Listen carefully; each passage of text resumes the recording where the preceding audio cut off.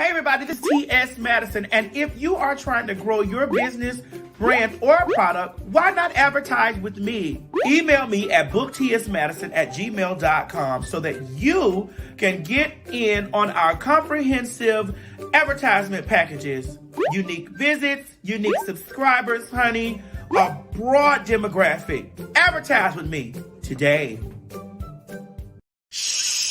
Quit talking and listen. Get over to my Patreon right now so that you can receive some exclusive content from the TS herself. Who you said? The TS.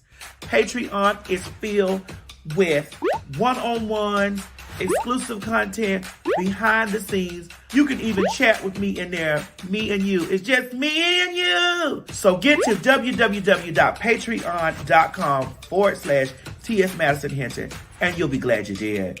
I promise. You ain't gonna have no other choice but to see me because I'm in everything. There it is, you ain't right gonna have there. no other choice but to see me because I'm in everything and everywhere. Ooh. I'm in film, television, streaming, music, bitch, and pornography. Damn. Bye.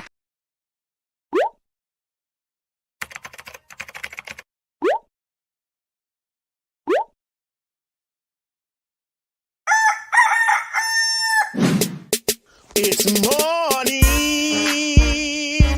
and we slept the night away. Shout out at the song I want to say. It's Maddie in the morning, Maddie in the morning, Maddie in the morning, Maddie in the morning, Maddie in the morning, Maddie in the morning, Maddie in the morning. What? Wait, honey, it's 9 o'clock somewhere. Get in here and watch the damn show.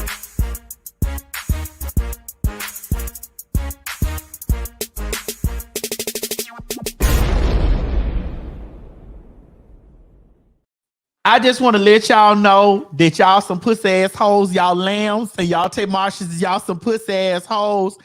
Because at the end of the motherfucking day, I said what I said. We said what we said. If you was watching us on the Instagram, what was said.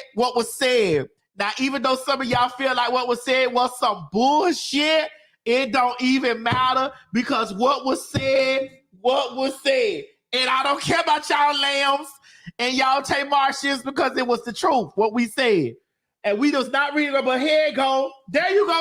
So what we were saying was, I'm like, I know Beyonce has the power to turn down the internet, but I didn't know Tamar could do that. and I don't think it was Tamar. I do know it was possibly them lambs over there, honey. Oh, okay. You know, because we was definitely giving our opinion on what Mariah, how we feel. So I'm going to get over here where ain't nobody going to be able to press nothing and say nothing about nothing. Because what we had said was what was said.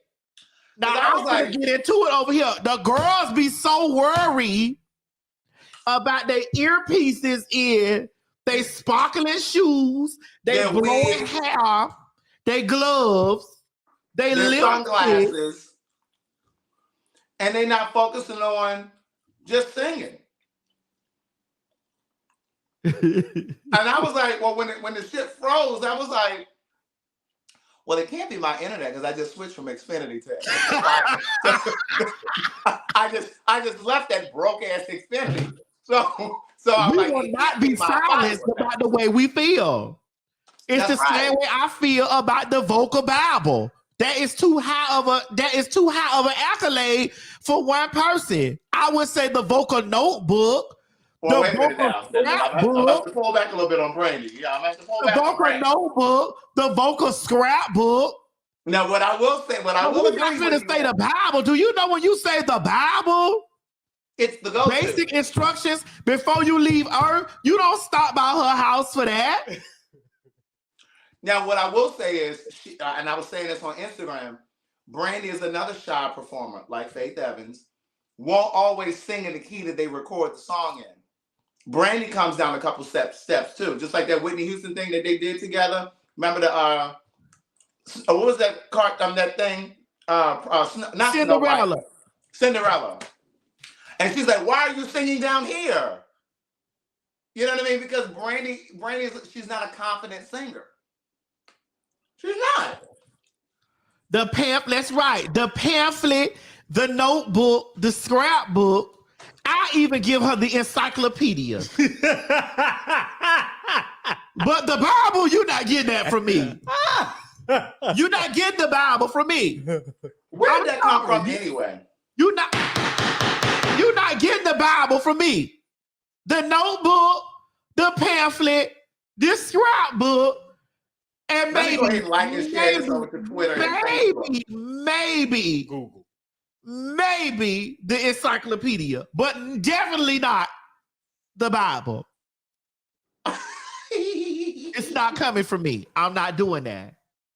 Okay, so I already know what you're gonna say, but what do you think about Faith Evans? I think that she's in a vocal hierarchy. Oh, I thought you were gonna say something nasty about her. Oh no! Even though I did read her to the motherfucking oblivions and shit, but that was some personal shit that happened. I don't feel That's kind of where I thought you were gonna go. No, because listen, I don't care what personally I feel about a person. If a person is talent, that's what it is. I don't know her in a personal space. I'm a fan of hers. I am still a fan of hers. Again, I will state this. I know I'm not too ghetto. I am personally a fan of hers. What happened to us years and years ago, I did not like the way that stuff transpired. But that was so many years ago. I'm not holding that or whatever. You get what I'm saying? She might have been high. She might have been high in a gallon of gas. I don't know. I love Faith Evans. And then the next day, she could have. Then the next time when we worked together, like days or what you call it later, maybe she didn't let that go. That I had that, and I didn't really read her. All I had said was, you straight artists that attend faggot events, homosexual events, perform for homosexuals, around homosexuals, gays, dykes, lesbians, punks, sissies, trans, whatever evil term that you guys use in the comfort of your home amongst each other when you out collecting our money, please let your security guard know. Don't push and shove us. Don't slang us down on the floor. Don't do those types of things. Don't come in here with that homo masculine aggression because you're out here working in the fag bars and your artist. You have to come to the fag bars and the fag events where your artist or who you're protecting is performing, and you do these things because you are a reflection of these people. That was my blog. That was my thing, and I stand on that to this day. And they get to pushing the faggies around. You go to slanging the fags to the ground. This is your opportunity to really stomp a punk because this is what you really want to do. And so now who you're protecting, who you're holding on to, who you're there defending, I'm going to eat her up because she needs to tell them, hey, these faggies are my fans. These what? These what? These faggies are my fans. That's a DMV Philly thing. And because these faggies are my fans, please keep your head. Do not meet them with aggression. If she did not like that, oh well. But you know who else has culpability in that? It's not just the artist. You ready for this? It's also the promoters. And who else? Who? The fags that attend this shit. Because see, the gays will love for these reality stars to come show up at these pride events and they raping y'all by charging y'all $75 to come in there to see a bitch that's on Bravo. But it's like they get on Bravo and they calling y'all queens and girls and woman, and they're using it as a pejorative, as a slander. But these are the people that y'all going to pay your money to see. They don't really give a fuck about y'all. So I think there's some culpability with the gay community as well. It's like, why? That is correct, Craig, and that is correct because usually the promoters are the fags. Correct. So at the end of the day, when I read from a place of the chest, and I wasn't necessarily terrorizing her, even though I did terrorize her a piece, but I got her the next day. Because what I received back, the feedback I got back, I was like, bitch, I didn't even call her name. I didn't say her name. I wasn't even whatever. So obviously she went home and she felt some type of way about that. But my video, what did she say or do? Girl, it was we had got to DragCon, like my first time at DragCon. Yes, that's what it was. But I worked at Tempted to Touch in Vegas. We worked together in Vegas. Mm-hmm.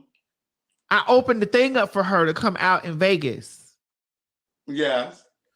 So then I also was at DragCon, and I had to let her know, sweetheart, I had to let her understand. Because she didn't know who you were. She thought you were a D-lister. She thought I was some type of thing. So I had to let her understand where the power really lies. Well, okay. You are what? LGBTQ? Correct. Where the power really lies.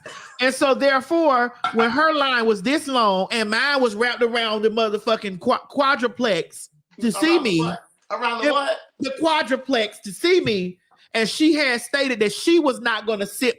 Don't sit me over there. Don't sit me next to this or the other. She should have, because maybe she would have sold some of that merchandise that was sitting on her desk. Girl, she thought you were just a little blogger, girl. Right. She hadn't understood that the blood still works. And see, the thing is, I don't understand because she ran with a lot of gays at that time too, because I knew a few of her friends. Yeah, and I know, and that the gays were reaching out to me, telling me about the video, like don't do that or don't say that, because that's not what happened. And I said, well, my whole thing was, when we were at the place, we were all booked together. Yeah, of course you might not be up on your faggotry, and it's okay. I don't expect everyone to be up on their faggotry. I don't expect that. I don't. You get what I'm saying? And I don't expect everybody to know me, because everybody is not going to know me. I don't expect that. Right. However, read the room, darling. Right. You're not up on your gay studies. Read the room. You walked into fag spaces, bitch. And yes, you are the singer. You are the singer, but you walked into fag spaces and you don't understand. You walked into fag spaces, sweetheart. And you don't understand that when you step foot in those spaces, that there are levels in those spaces too. Oh God. Because just like you got a lot of motherfuckers lined up to take pictures and photographs and all this stuff with what you've done, so do I, Pumpkin. So, and I was not comparing or laying our level of stardom on each other, because she's been a star way before me, and she was way before all of this stuff. However, again, I say unto you, read the room. Mm-hmm. I went out last night. Yes, all those people were there to see Layla Hathaway, but there was a disturbance in the back when I came through the situation. Bitch, I cannot stand that I didn't go last night. I had tickets for last night. My friend Angela was there. She was. Listen, there was a commotion with the girl in the back, and Craig, you know how it is when the TS pop up to a place. Who did you go with? I went with Mo and my daughter Tammy. Bitch, I like Layla Hathaway. Mo don't know nothing about Layla Hathaway. I don't know why the fuck you know. But bitch, you was at Tina Turner party. Where did that come from? Well, every now and then I gotta pull you together, Mo. Every now and then I gotta pull you together. So my thing was, I originally had tickets for Layla, but I double booked. I bought tickets for Tina Turner also, so I had to sell my Layla ticket, and then I ended up going to see Layla on Tuesday. Yeah, but here's the thing. So I went last night. So it was a commotion that went on back there from the people. Bitch, let me tell you this. Wait, put a pin right there. Teacher Moses coming next month. Oh, I know. I'm going. I got my ticket too. Oh, I'm just gonna hit her up and tell her to put me on the list. Well, make sure you come to the 9:30 show, because it's 2 shows. I am.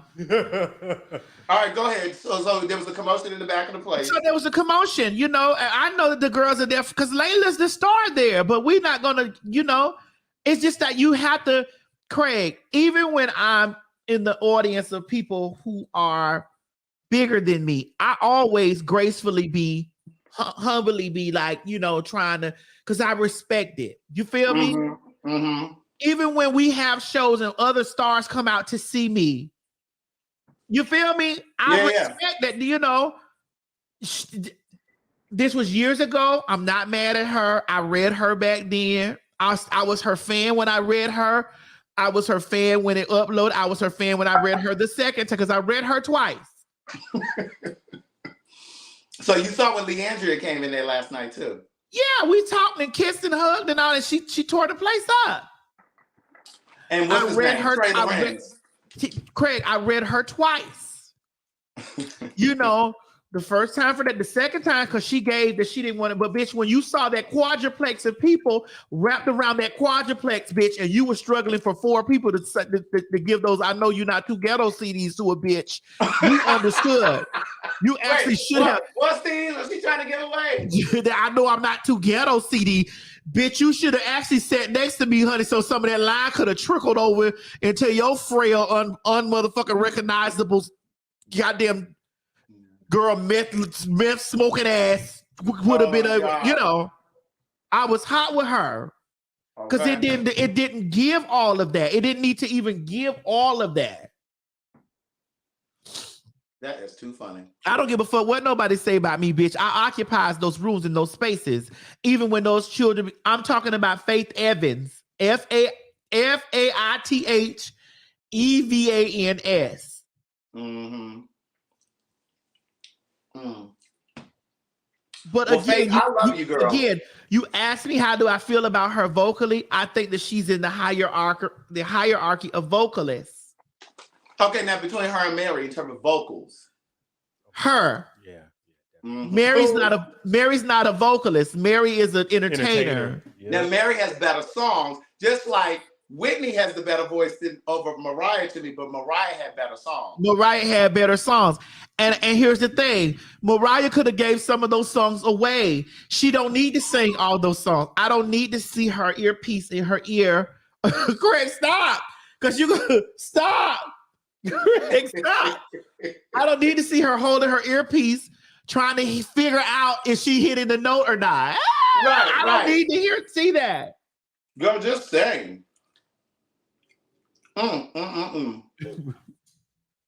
That's it, Craig. That is all. I don't need all of that. That's why I can't get deep into Mariah that way. And Mo, make sure you keep these pieces of this video because I'm gonna upload since they cut my live off.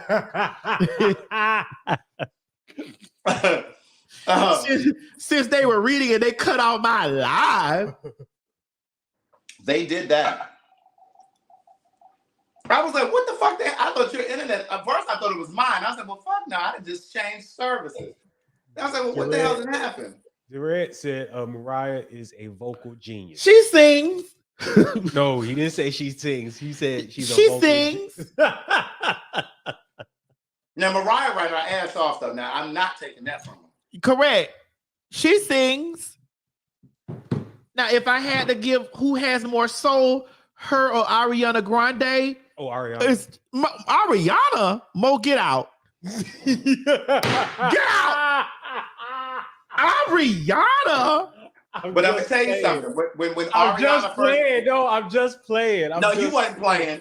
No, I'm dead ass. When Ariana first came out, she was talking about how she loved Mariah. Ariana sound like Mariah. No, she slightly, but Ariana sound like listen. Mariah. When Ariana first came out, she was singing praises to Mariah, how she loved her, and Mariah was giving very much like she did J-Lo. Who is that? I don't know who that is.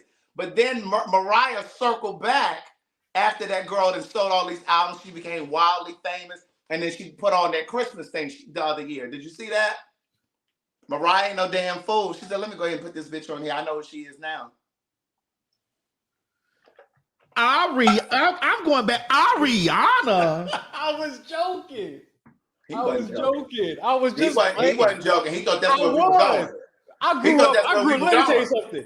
Craig, I grew up on Mariah. I love Mariah. I'm not going to front. I love listening to Mariah Carey. I listen to more Mariah than I even listen to Ariana. I think I've only listened to maybe 2 songs from Mariah. Ariana has more soul. That girl have not ate one pot of chitlins yet.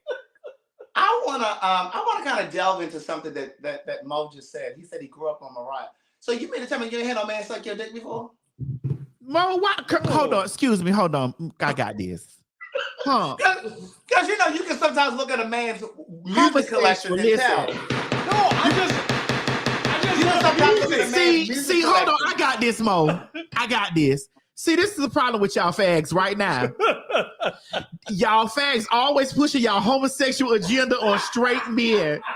This is what y'all always doing. And this is why y'all make those straight men feel so uncomfortable. This is why all y'all groups of faggies need to sit with each other. Groups of what? Y'all always say, and you're not going to make this straight man feel uncomfortable to be around this heterosexual, transsexual wait. woman. You groups of what? Because you homosexual men always suggesting, I'm going to be like the cunts now. You homosexual men always suggesting I wasn't suggesting that a man has had his penis sucked by another fucking man.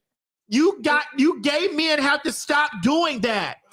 That was just a query. That wasn't It was a suggestion. That You wasn't a gay men have to suggestion. stop doing that. I'm sick of y'all gays doing that type of stuff to men. And this is why they say that the straight men can't be our friends. They can't be around us because y'all are always insinuating that one of them needs to have their penis That wasn't an insinuation. one of y'all. That was a question. That was not an insinuation. That was a question. Because y'all always thinking that one of them has to have they have to have their penis sucked by one, or their ass eaten by one of y'all. Well, like Isaiah just said in the question, where is he gonna answer the question? Wait, but why can't I just like good music though? I mean, you can, I guess. You homosexual men, you homoerotic men always is under the assumption that these straight men want to have their penis sucked by or have their ass eaten by y'all butch gay men in the gym. Where's the alleged The butch gay men that have the gay men they're already in the gym having each other. Go to the gym, Craig. Every time you talk about these straight men, I need you to pull up that allegedly sign. Go to the gym, Craig. This is where all the homosexual activities go. Mo trains in the comfort of his own home. He said what? He trains in the comfort of his home. Because there's too many homosexual men in the gym. Experience is a good teacher. It very much so is. Oh, It takes someone like me to know. That too. No, don't you play that, Siri. Siri, don't you play that. Girl, Siri was about to start playing that. Oh my God. That is too funny. You men think that because you've had these experiences, honey, and y'all done tried these men's and stuff and it done came through. Leave Mo alone. He is a cisgender, heterosexual man that is very close friends with his trans boss, who is also a heterosexual. Who was also trying to suck his dick in the beginning. I was not trying to suck dick. First of all, here we go. dear Lord. First of all, let's do this. Oh Lord. You already know how I feel about men. If they ain't been submerged, they need to be submerged. They have to be submerged first. Because I was riding a car Mo the other day and I was like, ugh. He said, what's wrong? I said, that boy's just dirty. He said, why did you say that boy was dirty? I said, he's just dirty. And I was like, how you know he dirty? He's a straight man, just dirty. There's no washing activities that go on. Even the people sit out there and they talk about how the men sit over there and the nurse practitioners and the nurses talk about how the man sat out and it was a dookie circle. It was a dookie circle on the seat. On the tissue paper. I don't trust those straight men like that. Yes, I love them. And yes, but they must be submerged first. Into a bath. Submerged. Mm-hmm.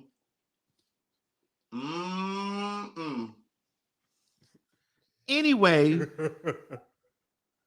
I just made sure that I wanted to bring Craig on here at the top of the show because y'all hosts cut my live off on Instagram, and I will be back. And the gag is that we will be back after these brief messages over here. We will return. And I'm going to start off by saying Mariah Carey is so focused on that earpiece in her ear. And being able to walk in them heels. Or being picked up by 16 of those muscular men who be trying to pick her up and walk her across. She don't even want to walk. Why you say they try to pick her up? Because she be like... Yeah. I am going to start out with that. Now, Craig, there's something that I also want to interject with you while we're on here because we talk about this often. Please play the first video, Mo. Okay. Yesterday, there have been 450 and counting anti-LGBTQI plus bills filled in state legislatures across the country, including nearly 300 of those bills are targeting kids. These bills are not about expanding access to health care. They're not about making schools safer. They're not about lowering costs for Americans, and they're not about helping address our country's mental health crisis. That is not what these 450 bills are about. All issues that Americans across the board focus on right now are the ones that I just listed. Instead of focusing on making Americans' lives easier, these bills are making our fellow Americans' lives harder. These cheap shots don't come without repercussions. LGBTQI plus Americans, especially transgender Americans, are seeing alarming levels of depression and suicide, as well as being victims of hate crimes. The president and his administration will continue fighting for all Americans and their dignity because equality under the law isn't just a slogan, it's a bedrock principle of our democracy, and LGBTQI people deserve to live full, equal lives in every corner of our country, no matter where they live. That's why it's so important for Congress to come together and protect Americans' rights to be who they are in this country. Passing the Equality Act is a critical step in that direction. Bring Craig back, please. And you know she's queer. Right. All right, Craig, let's talk about it for a brief spell. Mm-hmm. Okay. This is what we've been talking about for the past few weeks. When that shit came out with the bearded lady. When the hush, Craig, we gone from that. No, I'm about to say what beard. What is that really how you're gonna describe Caitlyn or what's her name? Kaylee, the bearded lady. Now, if I had said that, you'd have chewed me up. No, I wouldn't have because it's the truth. She's the bearded lady. So with Kaylee, with the situation with Aretha Franklin, Craig, come on now. I'm listening. Go ahead. I'm trying to collect myself. Go ahead. The bearded lady.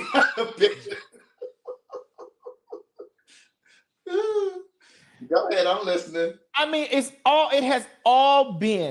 all of it has been a freaking political. Now you promised that lady that you were not going to talk about. But I'm not talking about it. You didn't call her the bearded lady. Craig, you didn't call her a circus creature. I did not call her that. That's a spectacle at the circus, the bearded lady. That is not true because she still identifies as a woman. I accept her identifying. Hold on. I accept her identifying as a woman, and I also know that she has a beard, so she's the bearded woman. So fuck it. Yes, what are we talking about here? You need to stop doing that. Oh, I need to stop doing it. You a messy hoe. Go ahead, though. I'm listening. So, oh, God. Here we go, Craig. Here we go. I say this stuff all the time. People always act like that we be talking about, like, you know, that we just be talking out the side of our necks, especially when we be having conversations about LGBTQ and the law. What I think happens is when people know that we are under the LBG, we're no longer black. Mm-hmm. We're no longer black. Like after that, it's just like, okay, you're LGBTQIA, you over there. You're not black anymore. Like all of this stuff affects black people, queer people. It affects like, and for me, It's just right there. Craig, for me, it's right. I've been saying this for months. While y'all over here doing this shit, talking about the bathroom and all that, they are using this shit as a political ploy. As a political ploy. And it's going to be so easy for them motherfucking people to get your vote. Because if you want a nigga and a cracker that hate each other to agree on one thing, put hating a fag in front of them, and they will join in unison.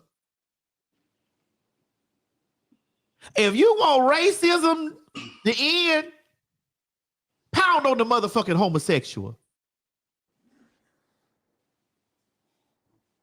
Let everybody pile up on the homo motherfucking sexual.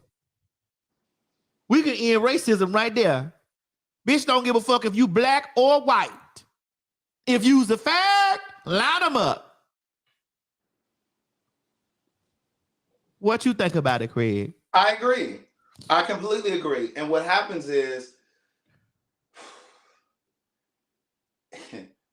because as black people, as a black community, we're so polarized. Because like we were saying on Instagram, there are black folks that literally have a disdain for queer people. So that crop of black people don't give a fuck what kind of legislation they passing, right?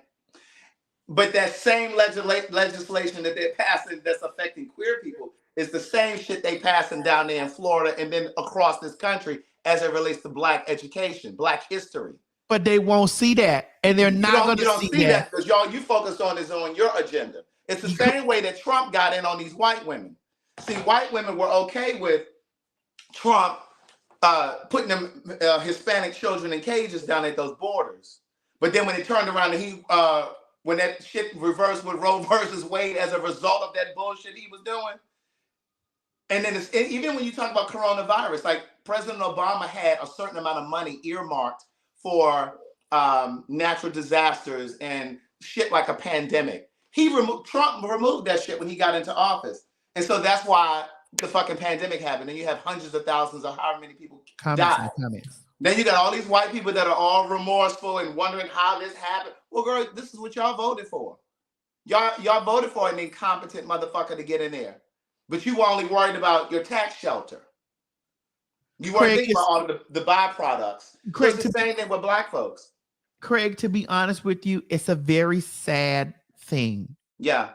Because once we have enough votes and once we have enough people collectively to come together on this one situation, they're going to sadly see that the same acts that you brought down on the fags is marked for your back too. Exactly. It's like they're going to work on this first, then they're going to come over to the blacks. Well, all of it encompasses the shit with blacks. It encompasses that. It falls right on that legislature falls right. We black folks fall right under that shit too. But I just get so annoyed with us as a community because we're so easily distracted. We're so quick to turn on each other. And it's just like we're just not paying attention. We're not engaged in the political process. You know, we're so quick to get up on. I read something today. Damn, I should have screenshot it. Oh, I know exactly whose page it's on. But I was reading this today. But what I wanted to say was we get so preoccupied with nonsense that we're not paying attention to the shit that we should be paying attention to. Like we're up in arms about shit that we really shouldn't really be that up in arms about. But the shit that we need to be screaming from the mountaintops about, we're not. But I read this on Tamika Mallory's page today. And it says, I don't know anyone who's winning who takes time to leave negative comments on somebody else's social media. I've experienced it. Madison has experienced it. It's exactly what I'm saying now. We find energy for everything under the sun except the shit that's going to move us forward as a community. Like you talking about like the Krishan and Blueface? Yeah, it's just like, are you talking about like the Baddies West? Are you talking about like the Tommy fight and the Natalie Nunn fight? Are we talking about all the Zeus Network stuff? All of that. Are we talking about all of that? Like that we have like real energy for that? Yes. Right. And so I read this thing today. You had gotten up. I don't know if you heard me, but Tamika Mallory posted something. It was a screenshot from somebody, and it says, "I don't know anyone who's winning who takes time to leave negative comments." And then down here he says, "Never once met a person who's winning in real life sit around leaving hateful comments, creating fake accounts, speaking on things that don't concern them, by being overly opinionated and critical. It's just not in a hustler's DNA to do anything of that sort." And it's simple. It's just like when you really got a full life and you're engaged in your life and the people that are connected to you, your children, your parents, your friends, whatever, you don't have time to just be going under somebody's page saying stupid shit. Like, I've gotten it, you've gotten it. It's just like, do you see what's happening in Florida and everywhere else in this country? You know, the cops are still yanking us out of cars, coming into our homes without search warrants. Like, we need to be focused. We need to be writing letters to congressmen and shit. Like, when that shit pops up around the country, we need to be writing to, even if you don't live in that state, you need to be writing to these people instead of writing up under somebody's fucking comments on Instagram or YouTube. It's insane. What you doing? Oh, you know, my phone always buzzing for $1. But yeah, so I mean, I just want to see us more engaged. You know what I'm saying? In the shit that really matters and the shit that's really going to move us forward as a community. So what do we do in this space, Craig? What do we do here in this whole space right here of this? Like what is it that we do? Ain't really nothing that we can't, because if you want to know the gag, Democrats, it's some Democratic people that's on that shit too. A lot of it. And that's the first problem. Black people need to stop being so committed to one particular party. A lot of people don't even know that the Democrats used to be run by the KKK. Who? Right. Black folks, historically, black folks were primarily Republican. Yeah. And I mean, financially, can I say this? Financially, I fall upon the Republican issue. Craig, don't act like it. You do too. I'm not saying that I don't, but when I'm Craig, hold on. Listen, I'm not saying that I don't, but I'm not voting. So I'm not voting for no Trump. I don't give a fuck. I'm not either. Definitely not. I would sacrifice my financial gain. And that's what I'm saying. We need to start making sacrifices. That's what I'm saying to all the white folks, white women in particular. I would sacrifice my financial gain. My financial gain, I would sacrifice that. Sacrifice it to go down there, about what's right. And that's what I'm saying. But a lot of people aren't like us. There are a lot of people, black people in particular too, who were like, "Oh, well, I'm sorry, I'm gonna have to vote for Trump because there's a tax shelter." But then that means that you're okay with him having these Hispanic children in cages. You're okay with him reversing all of this shit with queer shit. You know what I mean? Like, come on now. Like you can't just pick and choose which things you want to go with, right? Because it benefits you. Like what is it for the greatest good? Like, what's the greatest good? You just got to pick the lesser of the two evils, basically. Correct. You can't just vote for somebody because you get a tax shelter. That's selfish. Right. That's how we ended up with this fucking pandemic. Well, that's not how we ended up with it, but that's how it ended up metastasizing like a cancer. Because he was a fucking idiot. Like, he removed funding that would have been in place for shit like that. And when they gave him warnings about it, he ignored it. But that's the person y'all voted for because y'all wanted a tax shelter. Yeah. So Isaiah said, but why are we picking and not choosing? Right. Okay. I mean, I do go down there and I push the Democrat stuff. I do. But see, that's the thing. I can't just pick Democrat just because they're Democrat. Right. You know what I'm saying? Like, you really got to kind of look at these people and figure out what their values are, I mean, of course, you can only go for what they're saying. But here's the thing. Like, sometimes when we go to vote, sometimes I don't always know who these people are. You don't even hear these people's names till you get in that fucking booth, right? But I be right there trying to pull my phone, and you ain't supposed to do that, but I be right there. I be sitting there trying to Google. Because here's the thing. I be trying to find, for example, like if I'm voting for people that I haven't heard of, I'll sometimes look at which college they went to. Craig, everybody ain't went to the HSBC. No, I know. Everybody ain't went down there to the HSBC Bank Colleges, bitch, that you went to. But I also look to see if they're HSBC. I also look to see if they're in a fraternity or sorority. Oh, like, God. Oh, God. You uppity fags make my stomach hurt. You issue uppity homosexual. See, that's why I'm glad I got rich off of me just being a loudmouth hoe. Oh my God. Y'all uppity punks make my stomach hurt. Was uppity in and of itself. I'm glad I got Oh, you said that was uppity within itself? That's not. And that means anybody out there who is as dumb as me can be a millionaire too. You uppity figure, sonny. And like somebody just said in the comments, the ballot comes out long before you get in the booth. That's true, but I don't always get around to doing that research. So what do we do, Craig? Again, I ask you, what is it that we do? Well, again, part of it is I don't think that as black people that we should be just getting into the booth and voting for people just because they black or just because they I definitely don't. Democrat. Listen, if we vote for them because they black, what was the nigga that was running against Warnock? Herschel Walker. Dear Correct. God.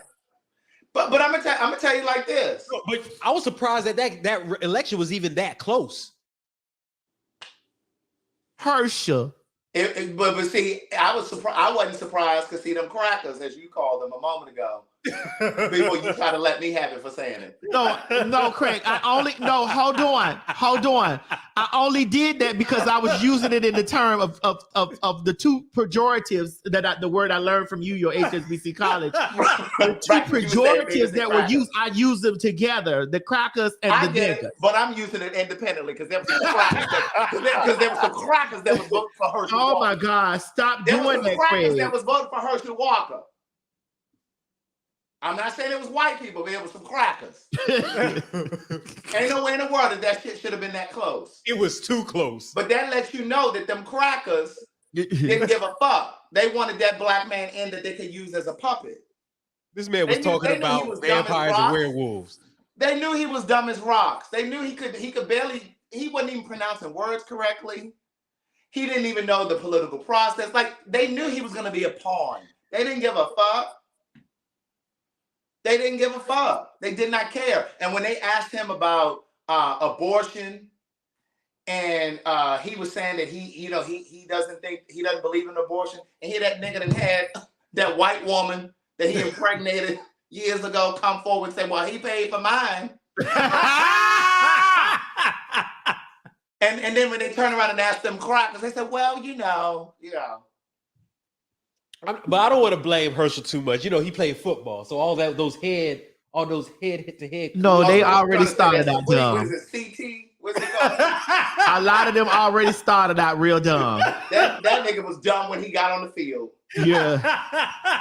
Okay. They gave him a ball and said, "Run, nigga, run!" And Run then that his son, way. look, and then his son is a sellout gay. That's that light skin thing, his son. Ooh.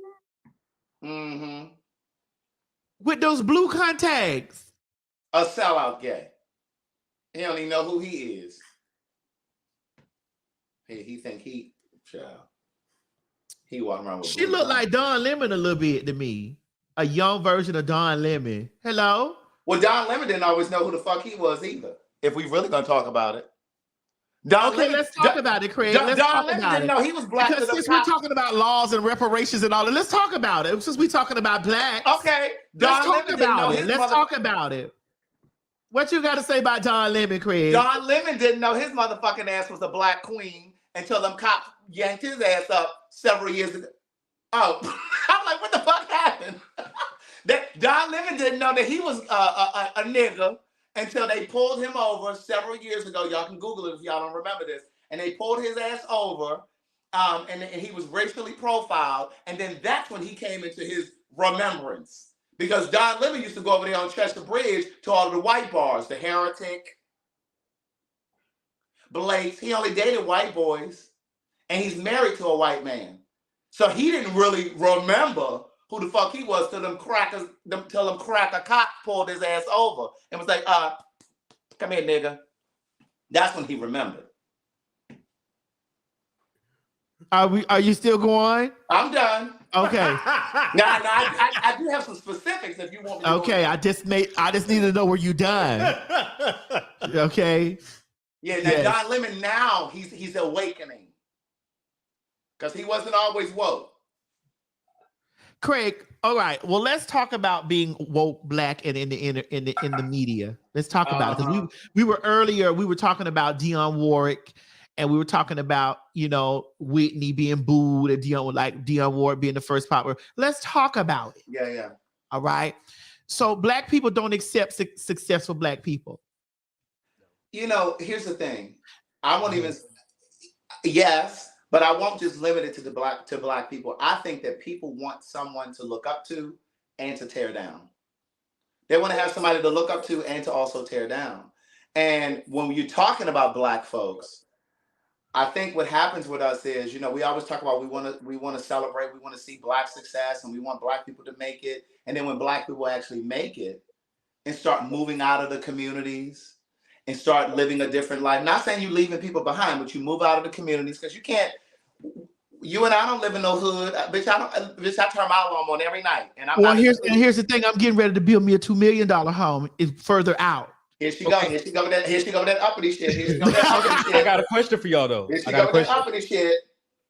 Do y'all think the whole thing with the whole hating and building up people up to bring them down, do you think is more prevalent in the black community? Prevalent, yes. I can't say that. The only reason why I don't say yes, that. I can say that yes, it is. No, but you know why? Yes.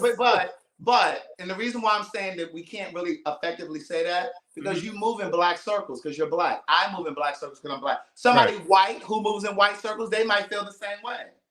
Okay. It's about perspective. You know what I'm saying? So again, as black people, I think that's one of the things that we have to start to rethink and unknow is stop thinking that what we do is any different than any other community. Well, like black people are quick to say, "Oh, black people don't support each other." Well, bitch, I bought this house because black people supported me. Excuse me, hold on, before you tell black.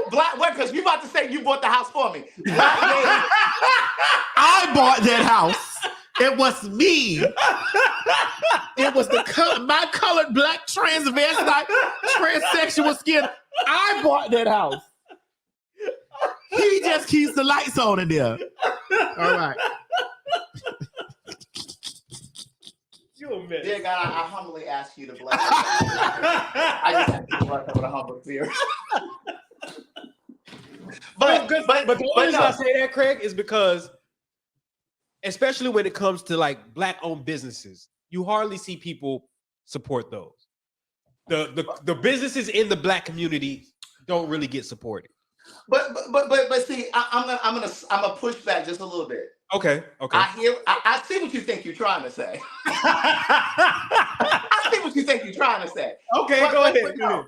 But no, I hear you though. But my thing is, we have to start relanguaging it, right? Okay. And I've said this so many times before. Madison, you had about 1 million people on Instagram. You over 1 million on Facebook. I don't remember what you had over there on YouTube. But I feel like YouTube, I'm 200,000. Thank you all to my 200,000 subscribers on YouTube. Thank you very much. Yes. But I think that and I'm not saying you don't do this, but if people like Madison who have the coverage that she has, Candy Burris, Sean Puffy Combs, Beyonce, if she used her Instagram to support black businesses, can you imagine how many millionaires we could create? But you know why we don't do it? Wow. You know why and I do it, and I have less than 1/3 of the followers that y'all have. But I'm always and consistently promoting black businesses, not just any black business. The ones that I have supported that get it right. They have good customer service, they have a great product, and I don't need to be paid to talk about it. Like I do this thing now called the Honest Hour. I used to do this thing called the Honest Hour where people could send in their product, and I was pitching it specifically to black businesses. And I would say, if you're a small black business or you're a black-owned business, whatever. I had a tequila company send me black-owned tequila. I tried it. I talked about it. candle businesses, t-shirts, but we need to galvanize in that way.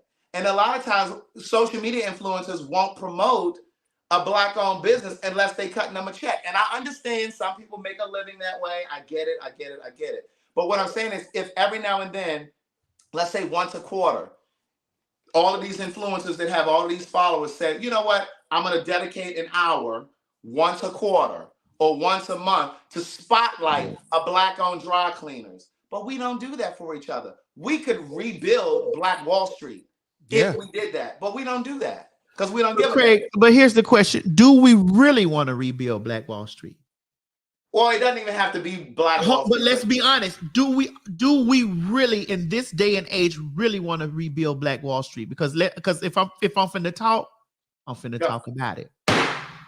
Well, if we rebuild Black Wall Street, Craig, hold on. Let me talk about this from a whole Black perspective. When the T.S. Madison experience came out, people watched the show, but we also had people that said, I'm not watching that. Her show's boring. Mm-hmm. I'm not watching that. I'm not supporting that. I don't see I'm not going to do it. Did we not hear and see that, right? Yeah. Did we not, as Blacks? Yeah. Did I not fight for Black producers? Crew. Yeah. Black crew. Did I not employ Black people? Yeah. Black women. Black when I did turned out with T.S. Madison on Fox Soul, which you weren't a part of, which I don't I'm gonna go on and get that out so you don't start that. When I executive produced that, I hired Black people. I made sure that Black people were working and Black this and the other. You got Black folks say, I don't, Black man, boom. When I'm out advocating for, I'm not an advocate. I'm not an activist. I'm not this. These are the feedbacks I get. And I'm okay with that because I'm an entertainer at the beginning, middle, and end of the day. It's just that my visibility throws me into an activist and advocate space. But I'm a motherfucking entertainer when the day starts and when it ends. Right. Okay. That's what it is. That's how it works. It's just that my presence is advocacy. My presence is activism. Bitch, me going after these jobs because you only get one or two maybe to be able to come through. Yeah. Right. But what is the thing that's tearing me down and ripping me to the shreds the most? Black trans. I get other trans tearing me up. I get other Black faggots somewhere reading me to the floor, for this and the other, pointing out that I'm a man and this and other, sitting with cis Black transphobic and homophobic people that use them as pawns, saying because and when you realize that those people are used as pawns to hide their homophobia and transphobia, they'll get a faggot that'll sit next to them and tear you up, so that it can be like, well, I'm not that. I'm a victim of it, and I also was a part of a pawn scheme as well. Mm-hmm. I also was a part of a pawn scheme when that other situation was going on, which I actually, once I got on the other side of it, because I did think that these people or this person was my friend. Yeah, I know what you're talking about. But it turned exactly into what it was from however it worked. Boom. Mm-hmm. Mm-hmm. The thing that terrorizes me the most is the Black fags. Right. When I go and get ready to go make business decisions and business things or whatever, I walk into those two white executive rooms, and even though they are not perfect at all, because I eat them the fuck up too. They sit around, they try to find out, Madison, where are we? What are we gonna do? And when I look around in that room, and I look around in those rooms when I'm sitting there making decisions on how my life is supposed to move around, there's no Black faces in there except mine. Mm-hmm. And when I get this is why I'm so appreciative of all my Black celebrity friends who are making moves in my life, like Lee Daniels, who's a huge producer and director, whatever, in Hollywood, that's moving the needle forward. Like, okay, and that makes me feel good. James and Claudia over at Fox Soul, who gave me these opportunities, Black people that gave, because there were other people, other Black folks with their arms folded. With their arms folded, and it was like, no. Mm-hmm. So my thing is, do we really want it? Because when we get it, it looks like fuck you hope? And that's what I was just about to bring up, because perfect example. Who's the most viral people online right now? Well, is Blueface and Krishan? yes, but they're viral because the black media keeps them viral. Yeah, but they're not being they're being, but they're also, people are tuning into them. correct. The black media keeps them that way. The black media anything that I have going on positive, any movie, any show, anything, it does not get posted. It does not get posted. It is not raised. So those black people think that I'm not doing anything because the black powers that be, the black media that be, does not put that out there. One, because they're not being paid for it. And two, because that's not where their mindset. Because let me tomorrow get up and make something, whatever. They're going to put that out in the media for me to be ripped to shreds of it, which would try to overshadow any of my accomplishment, anything that I've accomplished. I see it all the time. But the reason that they post it also is because there's a thirst for it. If people weren't watching it or interested in it, going back to what you said, they said the T.S. Madison experience was boring. There's obviously a thirst for that nonsense, right? But I want to circle back to the Black Wall Street thing. I'm not saying that we need to rebuild Black Wall Street, because part of the reason that it was decimated was because some crackers burned it down. Yeah.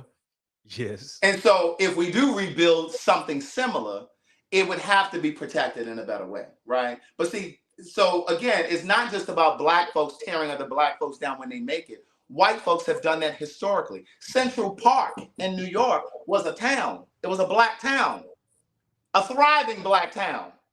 Niggas can't even live on the park right now because it's too goddamn expensive.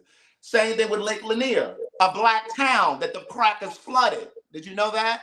I did know that. This shit happens all over this country. This is not an isolated thing. This is what white folks have done historically. So again, going back to what I was saying earlier, we can't keep saying, well, it's only black people that tear other successful black people down, because white people have been doing it. So that's a people thing.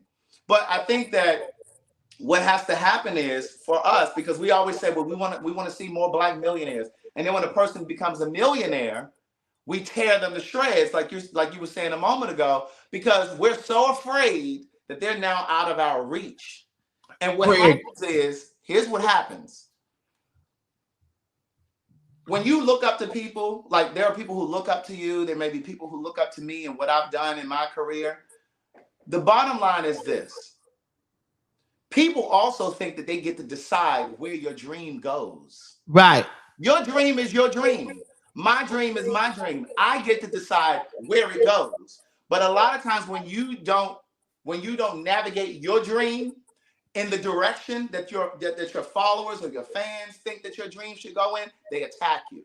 Correct. Because they're living through you. And Craig, here's the thing. This is why I'm quiet about a lot of stuff. I talk to you about certain things or whatever. Yeah. I'm quiet about things because it's just like these be the people that prey on its downfall. Like I don't say anything until it manifests or until it, because you have the people that are your own people over there praying that it crumbles or it corrupts, or they're hoping, wishing, praying that just let it just crumble, let it be. And then I don't even celebrate my accomplishments no more publicly, because it's just like, oh girl, you bragging, or you trying to. Now that's a cultural thing too, because as black people, we sometimes are so afraid to celebrate out loud because it's confused with bragging. We're so afraid sometimes to just celebrate ourselves. Be like, oh my God, I'm really, like, even like when I bought this house, it was just like, my friends had to stop me and say, nigga, you bought this house from some books. Like you didn't go to no job. You know what I'm saying? But sometimes we're afraid, but that's a cultural thing, because I remember being a kid and my parents used to say, okay, don't be celebrating too loud. Don't be too loud. People gonna think you bragging. Fuck them. Right. You gotta be able to celebrate yourself. And that's why even last night when I was out and those people were coming up to me, hugging me and stuff like that, I was in the I was in the corner saying, they was like, listen, let me give you some, let me praise you, let me do this. I was so afraid in the corner, like, I don't really want to do that. I want to hug y'all. I want to tell you how great you are.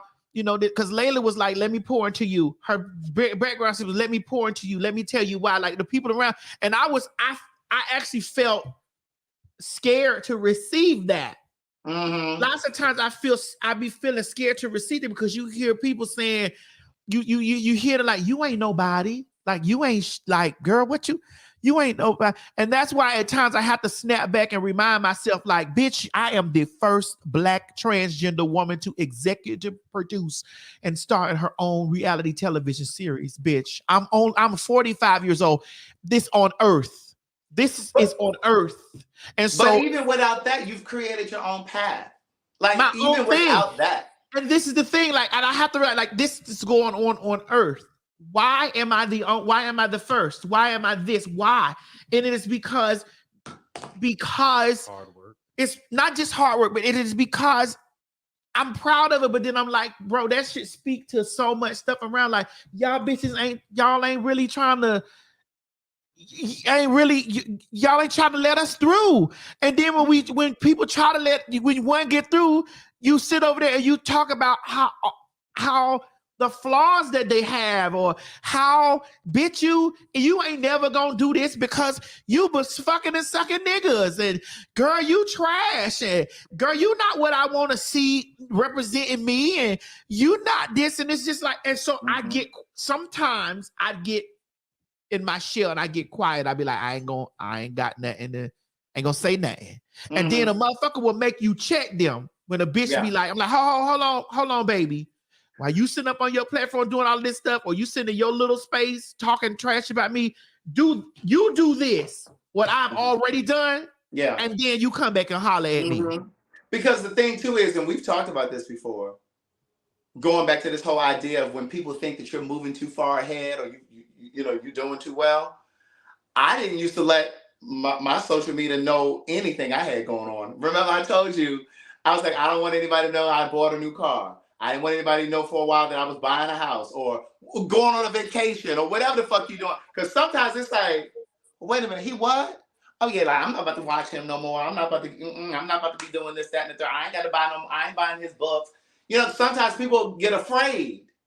But then I realized through a conversation with you, it's just like, your people are going to be your people. There are going to be people that are going to support you regardless. Bitch, I told you that.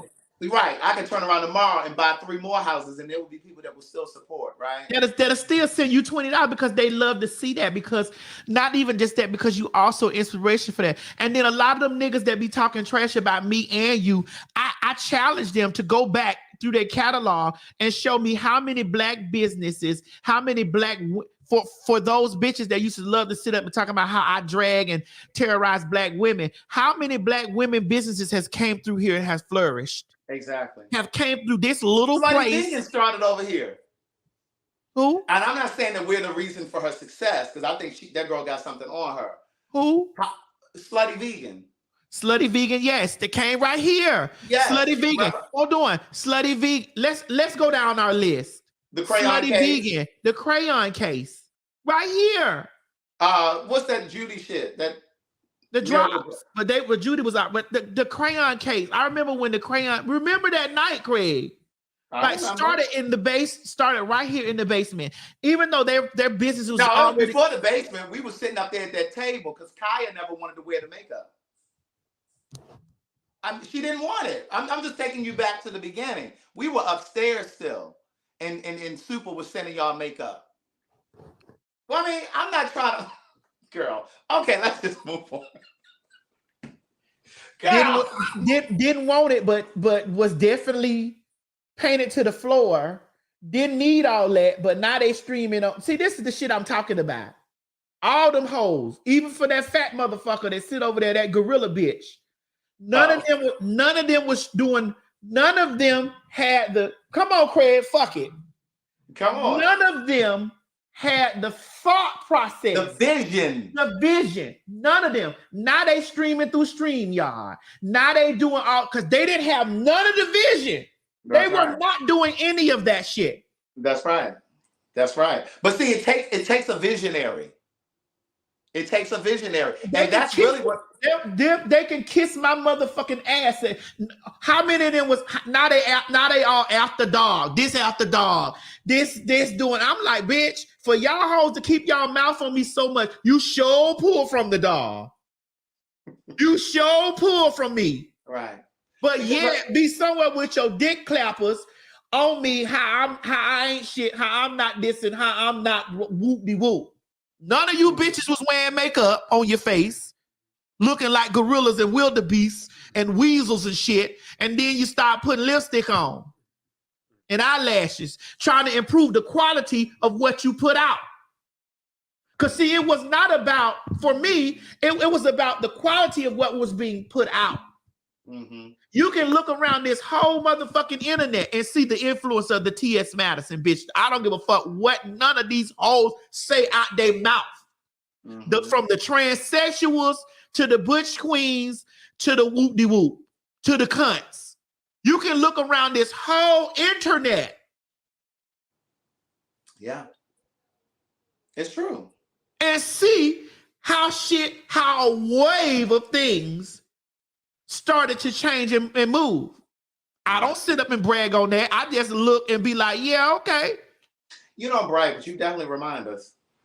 Oh, I do. Oh, I most definitely do. Just in case a bitch forgot. Right. When they go to getting too far, bitch, it was me who planted the seed in the ground, bitch. Now, whatever you bitches did after y'all move forward or whatever, that's on y'all. But bitch, nobody, Craig. I was the first transsexual bitch going live on Facebook. Mm-hmm. The first one. I was the first one that was pressing that $ on Facebook, bitch, when monetization was out. The first one. Uh-huh. That's right. I'll be humble with shit, but I can most definitely speak on what the first things that was going on. The first one. Then motherfuckers was coming in trying to figure out like how you do this, and a lot of bitches come in trying to figure out how you do this and how you do that from me, and then go take their little pieces and be like, fuck that bitch. I no, you didn't. No, you did not, and it's okay. I give all my flowers to the motherfuckers that started the shit way that I learned from. Miss Eve sat me down there and taught me how to do codes. Bitch, when YouTube was out, the YouTubers that I was looking up to was the Scorpion Show, was the motherfucking we were all out. Sis and Nobi, all us, Delano, like all of us were out first. We were all out in the first wave of that shit. Right. I remember the Scorpion Show. They were out of Philly. We were the first wave of that stuff. And so it was me trying to figure out how do I improve on, because I'm in a sea of people, how do I improve on what I'm doing? Right. How do I do it? Like what will make me improve on what I'm doing? Because I want to be a millionaire in this shit. I don't want to just because I felt like this is where I was at.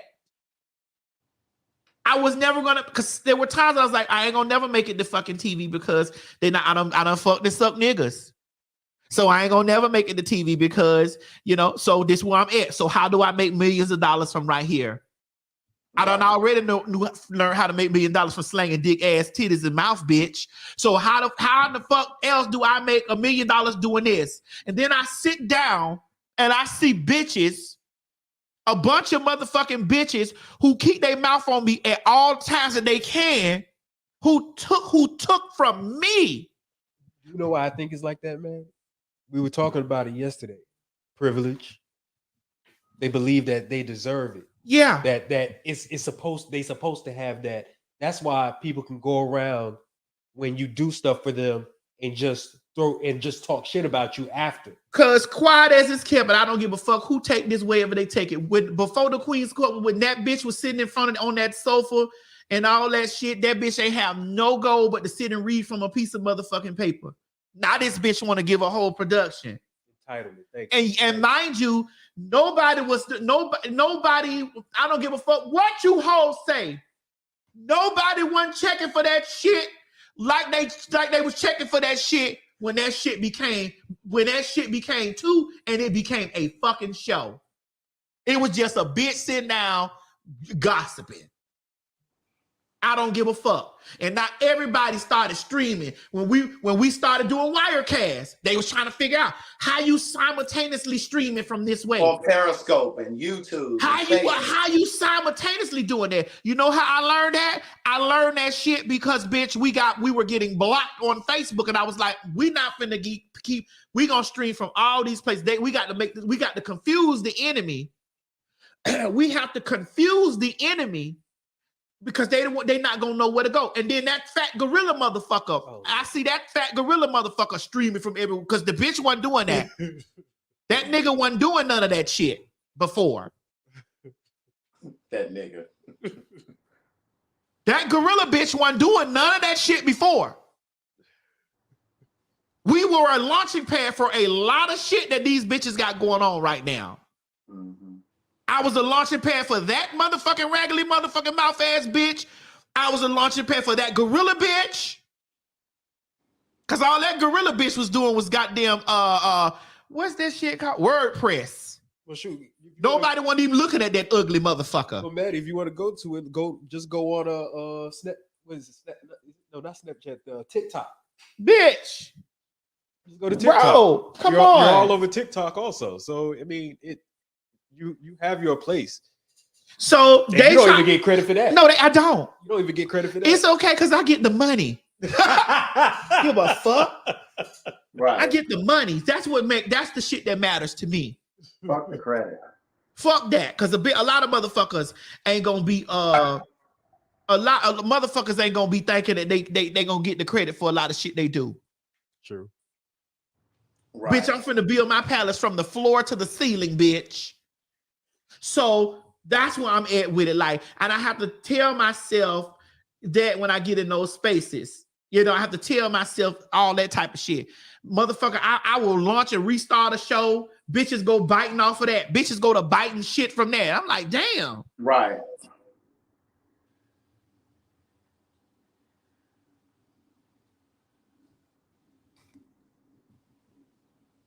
It just burns me up, Craig. You get what I'm saying? How we said, listen, nobody wasn't trying to tour no damn. Come on, Craig. You're right. We got that from Lonnie B. Because we work. Yeah. We work.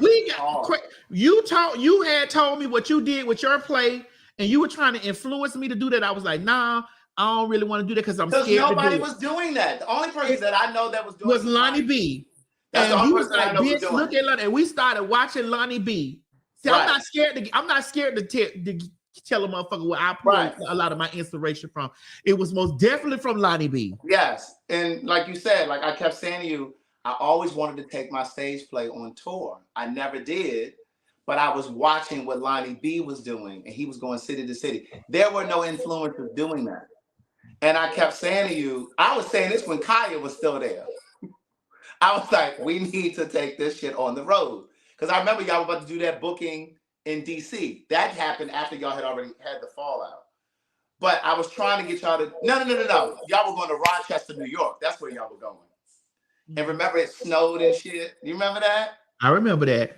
So and to be honest with you, I saw that bitch for who she was that day. Really? Because I remember y'all were going to Rochester. And I called you and I told you this. This is way before. And you said to me, this is what you said to me. You said, Madison, you need to make sure that because you're actually spending lots of money and you're invested in this a whole lot. You need to make sure that you get what I'm saying. You need to make sure that you protect all of the investment. You need to protect the investment. You need to make sure of this. In so many words, that's what I said. I called you and I was like, girl, you know, it was just all it takes is one incident for a bitch to see, you know, what a bitch was giving. You know, it was snowing that day. It was snowing. Like it was snowing, yeah. And they were really trying not to, you know, they was canceling flights and all that stuff, whatever. And we were on the telephone. I'm like, well, girl, you know, I don't think, and we end up getting all the way there and still missed it because of the exactly. Exactly. And I remember saying that to you, bitch said, well, bitch, get me there, fuck everybody else. And I called you and I said, well, damn. Bitch, get me there, fuck everybody else. uh-huh. And that's when you and I first started having conversation. Because for those of you who don't, I was like, damn, you know. mm-hmm. In my living room, told her, bitch, get me there, fuck everybody else. I was like, oh, yeah, got it. And so like, I kept saying to you and her, like, y'all should take this on tour. We can get some sponsors and da da da da. But I didn't know at that time too well that you were paying for everything. I didn't learn that till later. And then when that whole disbandment happened, that's when you and I clicked in and figured that first motherfucking show out. Yeah. And it just made sense to do it here in Atlanta because then it didn't require travel or expenses for traveling. It didn't require hotels, so we could stay at our own houses and just meet at the venue, you know. And so that's how it started. But that work, a lot of people don't see. They see us on the other side of it. You making money, I'm doing whatever I'm doing, and you know, it's just like they think that this shit just happens overnight. But they don't know about them nights when we were sitting on the phone trying to figure out how to use a chimney as the bench down in the basement from Big Lots. Right. Or how, because it was just like, if the vision was to be a staple. Yeah. That was the vision. Yeah. And aesthetically, when you look at things that are a staple, it's in an elevated place. Yeah. I get it that a motherfucker all right with making a few $1,000s in a space and a few, you know, but I want to make millions of dollars. Right. Few $1,000s, that's all right. And that's what I never remember saying it, because I was like, and I'm not gonna say the amount, but I remember when the promoter was offering y'all X amount of dollars and y'all was splitting it. I said, well, bitch, if they offering y'all that, what you think they getting at the door? I said, we need to put this shit. I said, and y'all just show up and da da da da. And then we just started doing it. I mean, and I'm just glad we took the shot. I'm just glad we took the chance. Because we cleaned up. Cleaned the fuck up. Cleaned up. When bitches was sitting around the time, ain't nobody other. I'd heard a lot of motherfuckers do a lot of talking, and then I started looking at motherfuckers trying to put their own shit together, and I was like, okay. But yeah, I mean, and I don't know if I've ever said this, but you really gave me the confidence to just kind of soar. You know what I'm saying? Like working, because you started to really believe in me. Like, you know what I'm saying? Like I started to slowly, and we told this story before. This bitch wouldn't even have her little debit card around me because she thought I was gonna steal. She thought I was one of them typical facts. I don't trust none of you punks. And so, but I started to either. It took a while for Mo to get my debit card. Yeah. But I still not here. But I started to feel the turning of the guards, if you will. Like I could tell that you were starting to trust me because you would call me and ask. Craig, you're a man. You have to realize my experiences with men. Girl, I said that to you. I said you don't trust me because of your previous experiences with men, so you don't trust men, period. But I could tell when you started to trust me because you would call me and ask my opinion about certain things, and you know, things that you were already doing on your own, but you would ask my opinion. And I said, oh yeah, she's starting to really trust me. And then I think we both started to let our guard down, and you know, and we just became really, really, really creative. You didn't like all of my ideas. I didn't like all of your ideas. But then when we came together, we had similar ideas.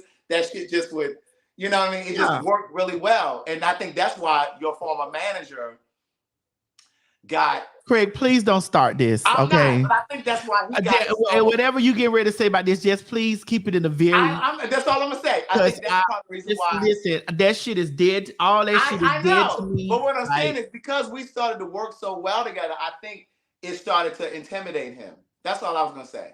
And then, but when we got in that sweet spot, we just, because I was able to pour into you, and then just me watching you do what you were doing, it gave me confidence to start doing my own stuff. Because before I met you, I was really kind of in a broken space because I had taken so many risks with my writing and all these other things that I had done, my greeting card business, and that shit hadn't really taken off.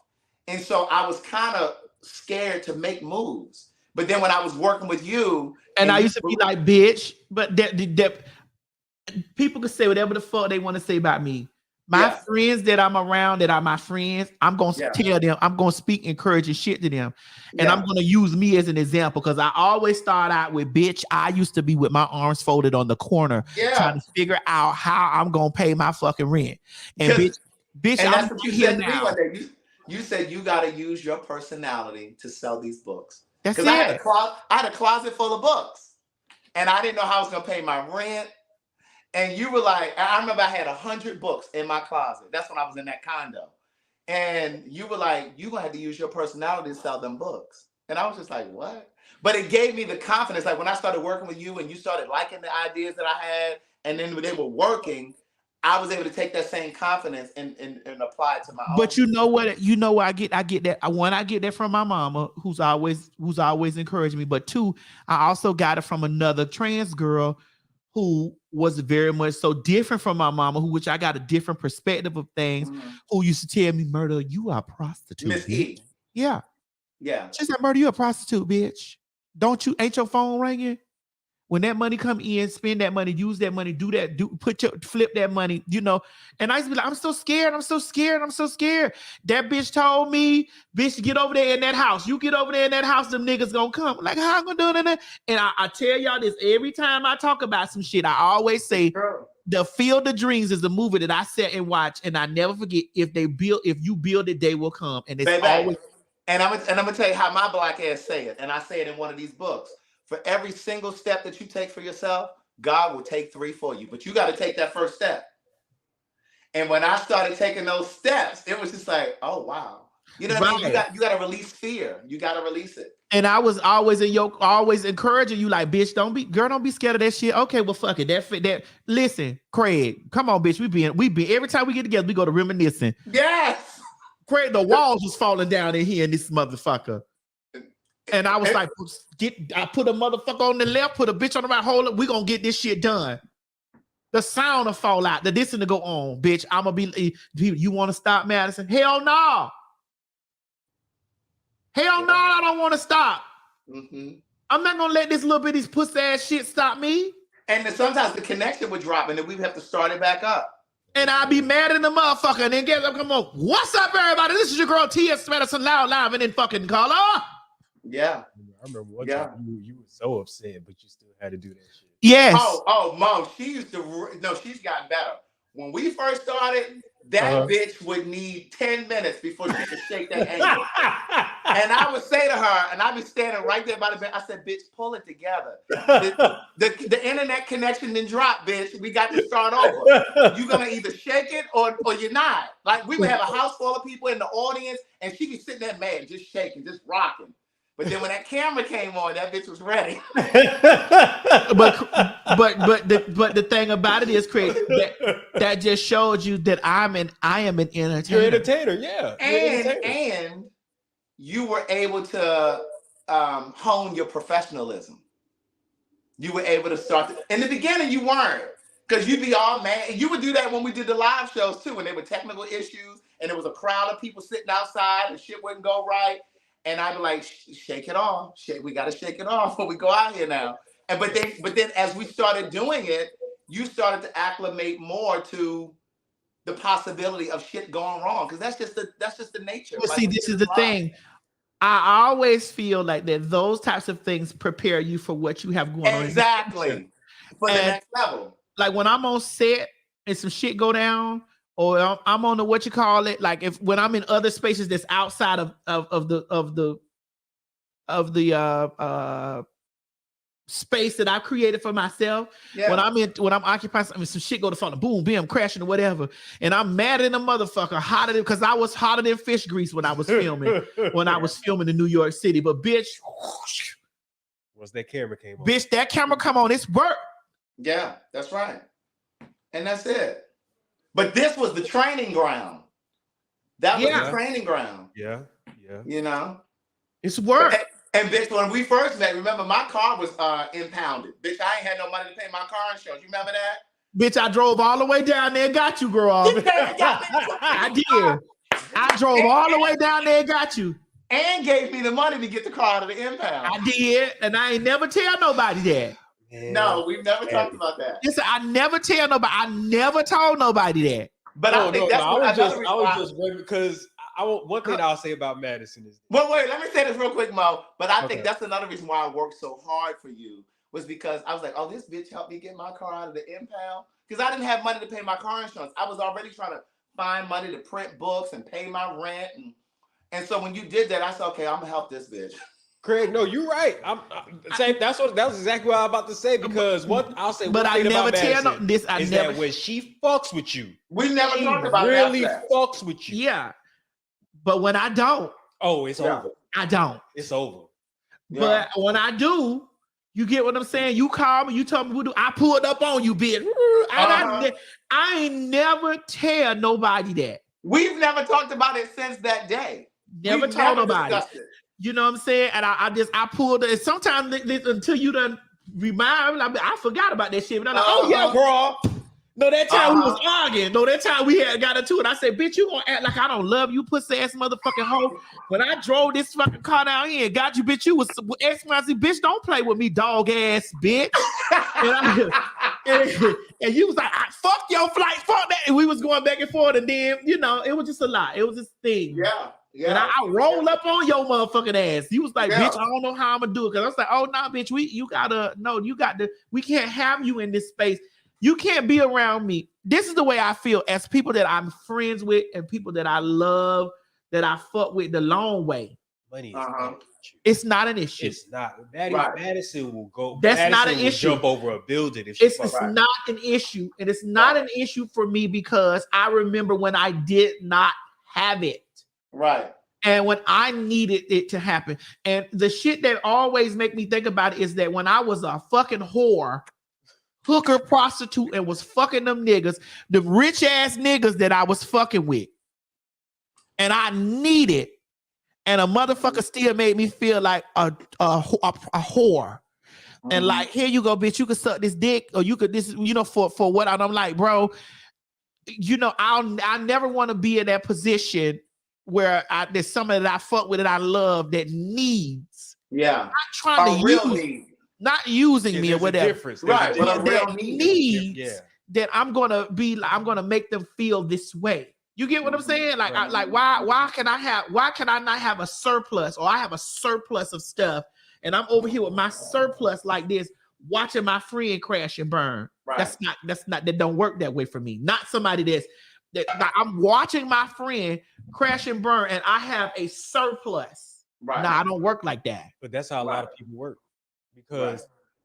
Because a lot of people just feel like if it's not my problem, it's not my problem. Right. And even though you might be friends with this person, a lot of people in their mind are thinking like, shoot, I can't do it. I can't do it. And a lot of people have this fear of lack and scarcity that's going to come into their life. So a lot of people, I think that's why a lot of people would have surplus, but then they'll be like, no, I'm not going to do it. It's because they have that fear of it's a scarcity complex. Yeah, they have that scarcity fear of I won't have it tomorrow, so I might as well keep it for that. Well, I mean, I have to be honest with you. Being the cards that life dealt me, I've always. That's why money is a trigger for me. Mm-hmm. And I'm not ashamed to say that. Like, I used to not. The older that I'm getting, the more that I'm like. Remember, I said something to you, Craig, yesterday. You was like, "That was." I know I could feel your energy on the phone. Like, oh, that was big of you to say that. Said, that was really big. I said that was very honest. That was very introspective of you. But it's because if you're not living and evaluating and learning through yourself, right. What are you actually doing? Right. So there are times that I done had to step back, like, okay, man, I was wrong for that. I was fucked up for that. And I'm not above, me getting wore out for that, especially when it comes down to my friend. I'm not always, here's what I can say about me with my friends. I'm not always physically, emotionally, spiritually invested into my friends. But if they definitely come to me and need, I have them. Right. There are times that I might miss the mark because I might be self-absorbed with stuff, but I'm self-absorbed with things because I still have traumas that I'm working through dealing with from the way that, bitch, the way my life was. Like, bitch, I had to hustle and survive out here. I can't be. Yes, I'm about self. Yes, I am absorbed into self because I have to hustle and survive. But I'm not so absorbed into self that if you knock on my door and be like, bro, help me, or I need this from you, then I'm not going to do that. I might not have showed up because I might not have. Craig, I don't watch everything you do. And It's not like I don't I'm focused on that. I'm like, how am I going to make my empire bigger? How am I going to Mo was having an intimate conversation I'm not going to go deep into. We had an intimate conversation the day I was laying on my sofa and I was like, I really want to have more so that I can give more to my people around me. That's what I said. Yeah. I want to have more so I can give more to my folks around me, who I'm completely concerned about my people in my area. No, I don't watch your videos every day. No, I don't watch Chi-Chi videos every day. No, I don't watch Oliver videos every day. No, I don't watch Movie. I'm still in my brain trying to figure out how the fuck do I do it? Right. The thing is that, but this is the difference. Okay. A lot of people believe that, because we're friends, I got to do everything for you. It's not like that. A friend is there to support when needed.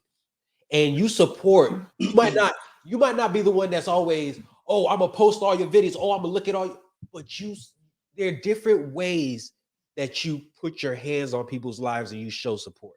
And also, it's like, just because I don't help you in the way that you want me to, doesn't mean I didn't help you. Right. And it goes back to like when you were talking about the Fox Soul show. A lot of people kept thinking that I was supposed to feel some kind of way because, I started with you doing stuff. And I'm like, but I don't feel like I don't feel like I have to be a part of everything that you do. Now this Lee Daniels shit, bitch, you better have me over there. That Fox Soul. Listen, I don't know what you're talking about. That Fox Soul shit, I had to be a part of that. But I don't know what you're talking about, Craig. Okay. Well, they know about that outline I have in my phone. I don't know what you're talking about, but they know about that outline I've had in my phone. Decades. I don't know. I'm trying to remember in my brain. Well, let me pull it up because I think I have it here. No, don't do that. Don't do that. Don't do that, Con. All of the stories about Naranji and all them girls.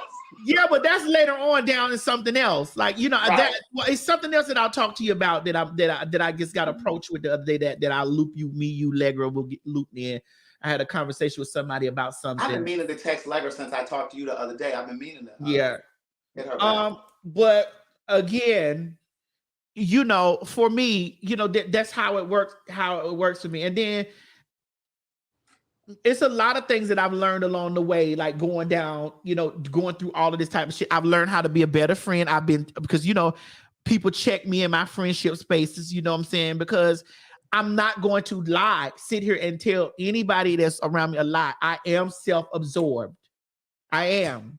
But I think you have to be in order to reach a certain amount of success. Oprah, Beyonce. Who you think telling them to put them fans down there for Beyonce? You think it's another bitch saying, I need a fan here, I need one here? No, she's telling, you have to some degree. Yeah. You have to. And I'll tell you one thing about this, Maddie. People that are successful usually, and I mean this in different type of ways, their mind, their mental makeup is different. Look at all the people that are extremely successful. Their mental makeup is different. They don't have the average person's mindset. Imagine the people that are working hours in a day. That's any entrepreneur. I agree with that. Yeah, they have a different mindset, Madison. So when you look back at yourself and you're thinking like, this is about, I have these certain traits. Those certain traits got you where you are right now. You do still have to check your ego. You have to still check it, but yeah, I do. But this is why I use restraints in certain. I restrain myself in certain things. This is why when I don't know something, I come to you. I go to Hope. It's Hope when I know my weaknesses. I know. Right. Even though I might be self-absorbed with a lot of things, I also know where I'm weak at. And I know that if I'm weak in these areas, I'm gonna reach out to, to get strength in those places. Right. I know this, and sometimes I might not be emotionally there, right. Or I might not be emotionally there. I might not be emotionally there, or I may not display concern or emotion. That does not mean that I'm not, because I didn't display it the way that I think. And I think that I've been looking up things about narcissism. I was dealing with a person that was a narcissist. I was like, oh, I was looking, and then I was in me looking it up. I was like, oh, I got some of these traits. Mm-hmm. Some of this stuff I'm detached from because I look at things. Some people look at things from an emotional standpoint, which at times I do, but then there are times I look at things from a logic. For me, logic. And sometimes with logic, with me, I don't give a fuck about shit. Like, because logically, I don't give a fuck about that shit. Logically, this does not compute for me. Whether we're friends or not, this logically does not come together for me. It's not connecting for me. Mm-hmm. You're right.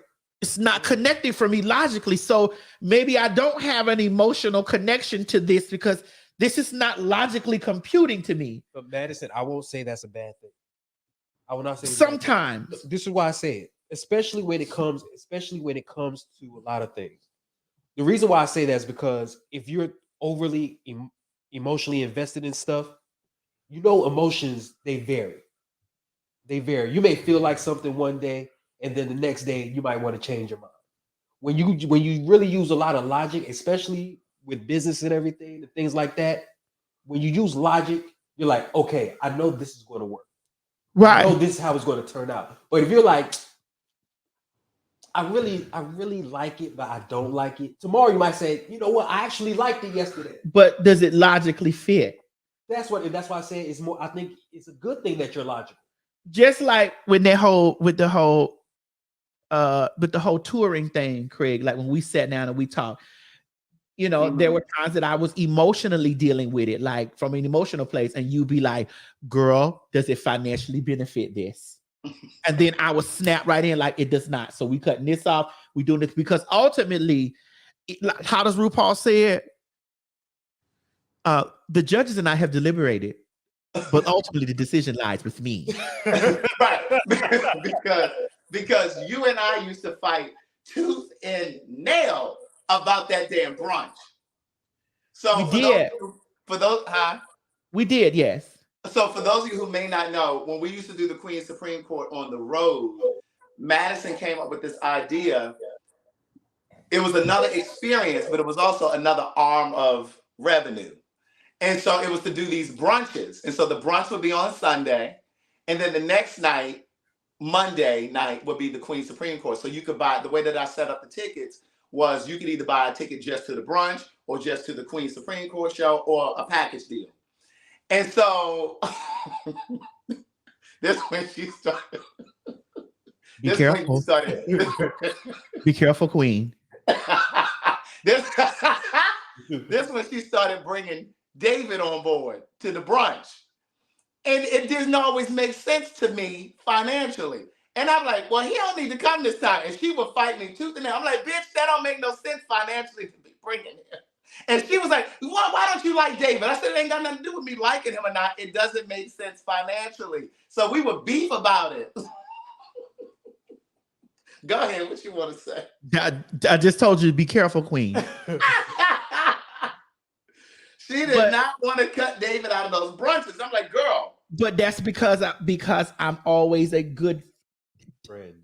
That's the way I work when I'm friends or I love a person. And I was like, okay, a friendship aside, his ass can't come to this particular date.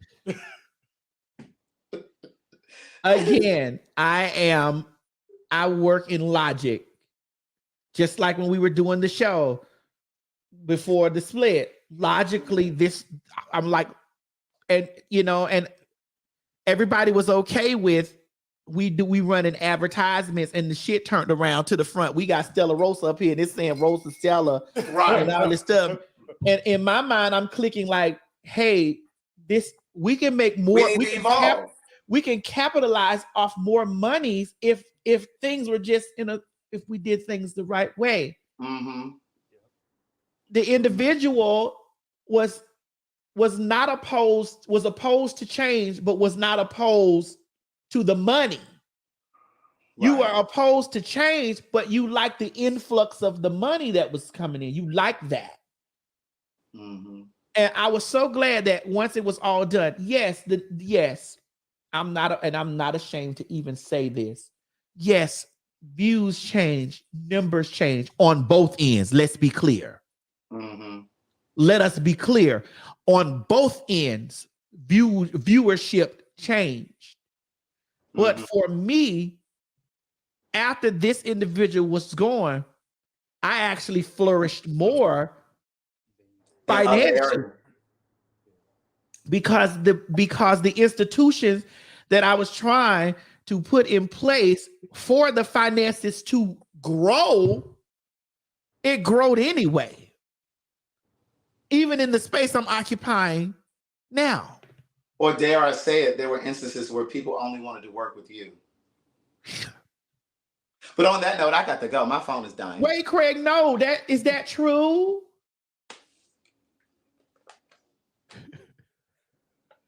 Because I wasn't the star here, Craig. You got to remember that.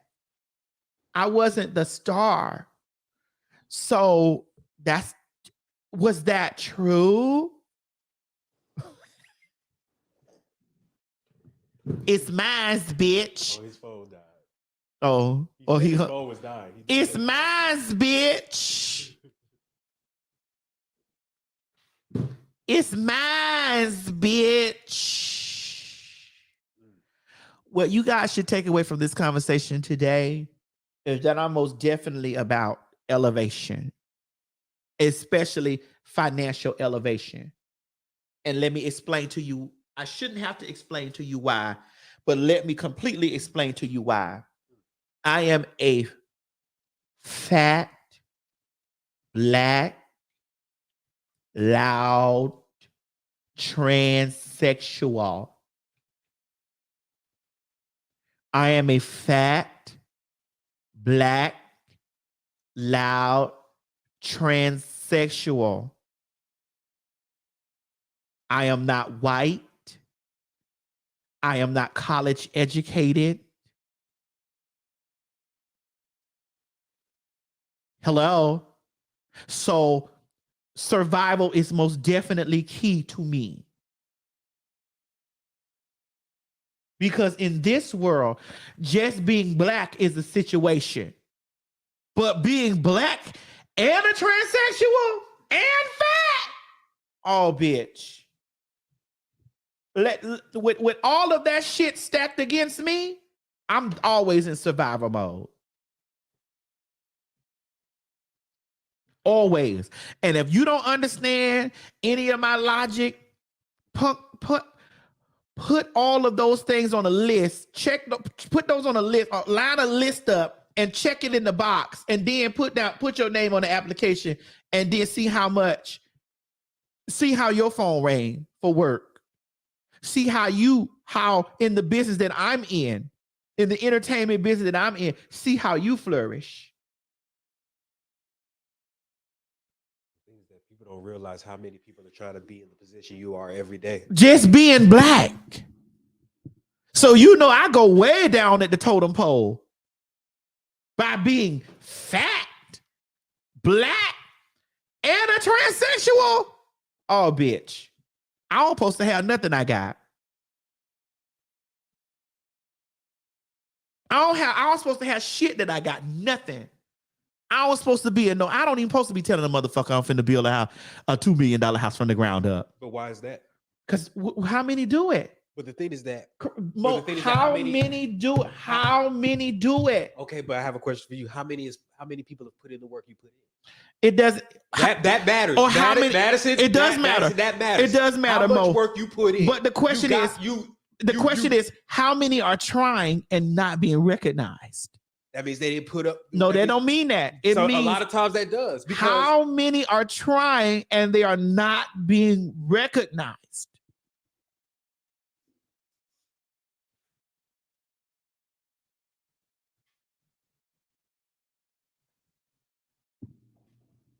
How many?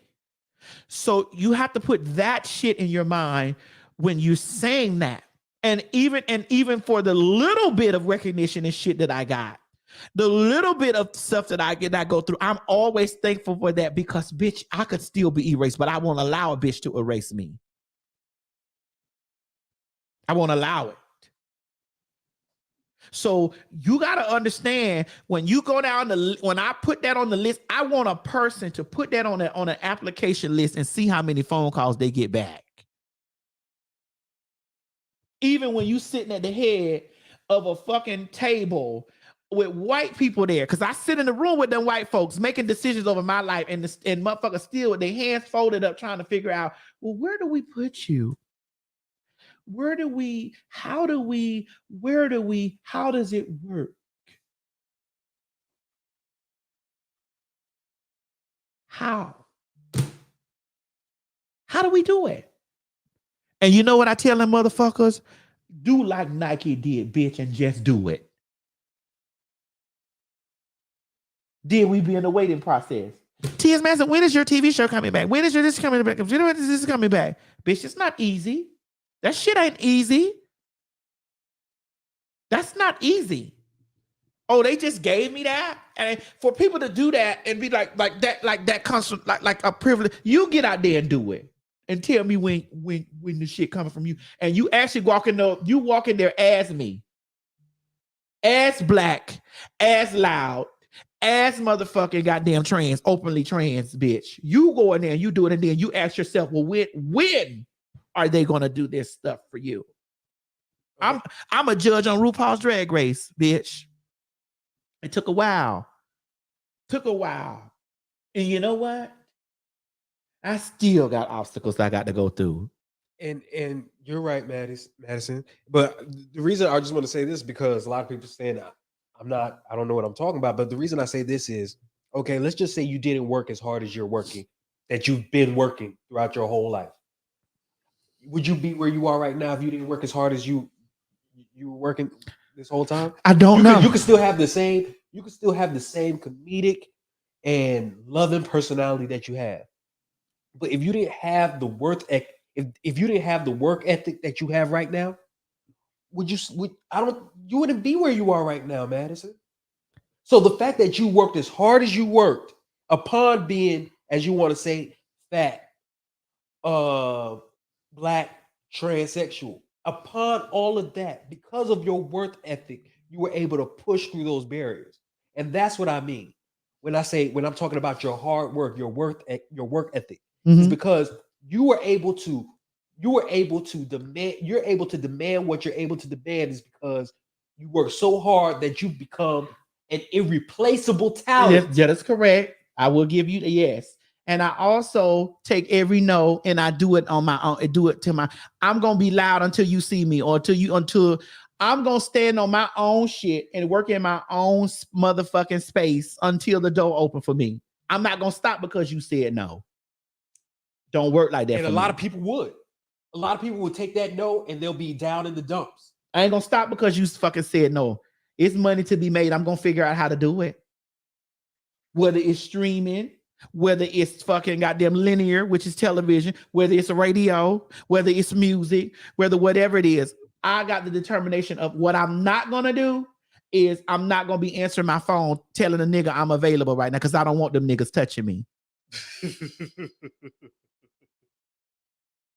I'm not gonna be standing on the street corner letting a car pull up on me, making me feel some type of way.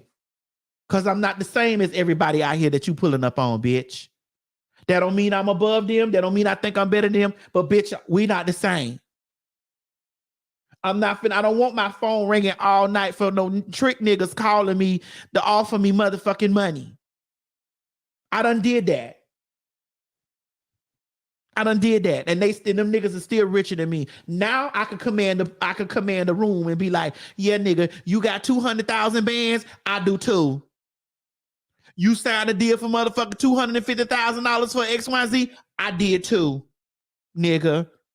And I ain't fuck nobody. But I will though. I will fuck you for that. I will fuck for that, but I didn't have to.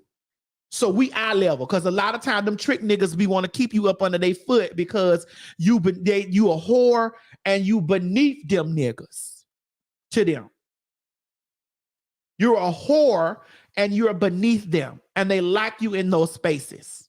And I look up in them niggas' face.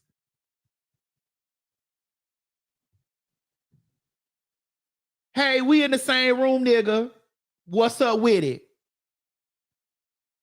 But I will fuck you for that bag. I don't need it, but I will take your motherfucking money. But you can't just call me out of a slew of bitches. You can't just roll through and pick me out of a slew of motherfucking hoes, bitch, because this bitch got on the net dress and I got on the net dress, and today you want a black net dress or a red one. Nah, bitch, I ain't even in that field of girls. And it's okay, them girls are still out. I'm glad I want my bitches to get their money. But bitch, nigga, we in the same motherfucking room. So bitch, when I know that you just signed $1 million check. So bitch, the $1 million check that you just signed, you can't give me $1,000 or $3,000 or $5,000, bitch. I want half of that $1 million you done motherfucking signed for. My fat, black, loud, transsexual motherfucking ass bitch. And no, I don't look like none of them bitches in the pool, in the sex pool that you down. And no, I don't. I'm in the room with you, nigga. I'm sorry, man. Can I say something? Yeah. It's Mimi. I don't have to be a millionaire to know that hard work is going to get you where you want to get it in life. I mean, perfect example is Madison.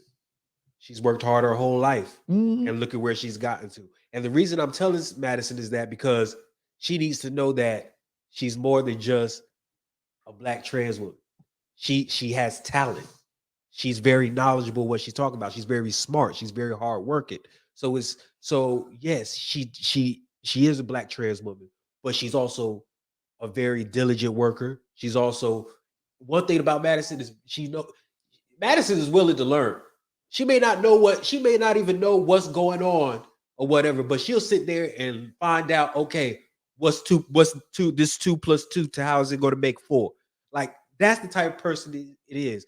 If you guys could really just see what goes on behind the Instagram and all of that other stuff, you would really understand how hard this woman works. Like, it's I'm not even gonna lie. I be praying for a work ethic like hers. Like, Madison doesn't take days off. Madison literally works every single day. Even when I ain't posted nothing.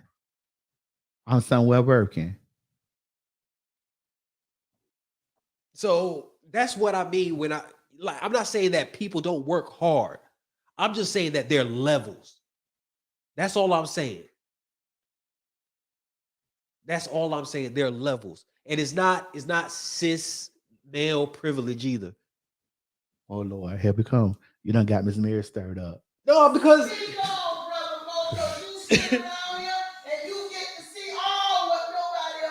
yeah, it's nothing about no cis male privilege. Because if it's cis male privilege, then how about look at Beyonce? Is she cis male? And look how she got to where she got from hard work.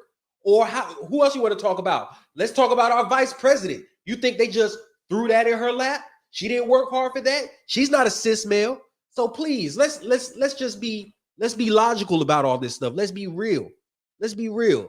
She worked hard to get where she got to. She did what she had to do to earn. She wasn't given this stuff. Madison wasn't given all of this. She earned it.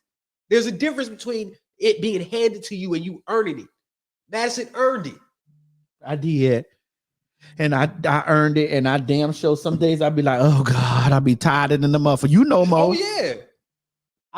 Listen, Madison, I'm gonna be real with them. I didn't know if we were going to work today. I did not know we were going to work. Because I was tired. You were tired. Let's do it. We got to get up. We got to get up. But, you know, that's all the time. Like, there's days that I don't want to get up and do nothing, but I'm like, bitch, fuck it. You know, I have somebody put in the comment, it's forward thinking. And like for me, with my forward thinking, I'm always trying to figure out. And I said this specifically to you that day we was in the living room. I said, I want to make more so that I can give more to my people. Yes, you did say that. You did say that. I want to make more because I want my people to be comfortable around me. I want the people that I fuck with to be comfortable around me. And I got to figure out how to do this and how I'm going to take what I'm doing now and make that possible. I thank the Lord that I have my mama that's in my corner. Thank the Lord I got you in my corner. Thank the Lord I got my folks that I fuck with in my corner. And I got my lawyer who calls me even when I don't want to be having no conversation about stuff. My lawyer calls me and my lawyer be like, girl, what are you doing? Okay. And I like the fact that I have people that push me too. Bitch, all right, you ain't gonna call over there. I'm gonna call around there. I'm gonna make you get because Legger is most definitely that too. Oh, I know. Oh, you not finna. Oh, you not gonna call around there? All right, I got you. I'm finna call around there, and I'm gonna schedule the appointment. You're gonna communicate. I'm okay, girl. Let me get up. But once I get up and I get into it, I'm like, oh, I'm glad that this happened. I'm glad that she did this. I'm glad that because now here's another stream. Here's another revenue stream. You know what I'm saying? Yep. Here's another thing. You know, I want to live I've already lived a very uncomfortable life. I want to live a very comfortable life. Very. And I don't want to just live a very comfortable life. I want the people around me that I fuck with truly to live comfortable lives because I am Black, fat, and a transsexual. A darker skinned transsexual. Not just Black. Right. A darker skinned transsexual. Well, you're not as dark as me, though. It's all right. You're not a transsexual, though. So, Willeen Cooper. I just want to take a moment while I'm talking. Willeen Cooper, happy birthday to you. Happy birthday to you. Happy birthday, Willeen Cooper. Happy birthday to you. Happy birthday. Willeen is one of my Maddie Mom, longtime Maddie Mom folks, and I want to tell her happy birthday specifically from me to her. And I thank you so much for being a part of the Maddie Mom for so long. Happy birthday. Now, I've seen some people talking about colorism and all this type of stuff. Listen, we go through that even in the trans community. Colorism don't stop just because it's just not heterosexual or cis identified. Baby.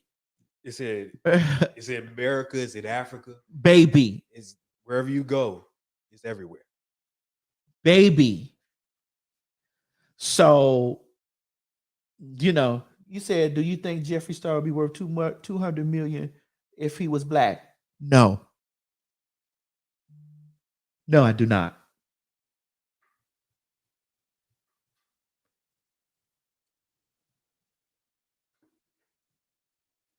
Any more questions? No, I do not.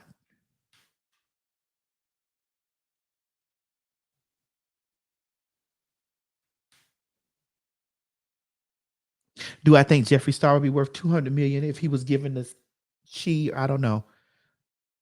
If she were given the cards that was dealt to me, no.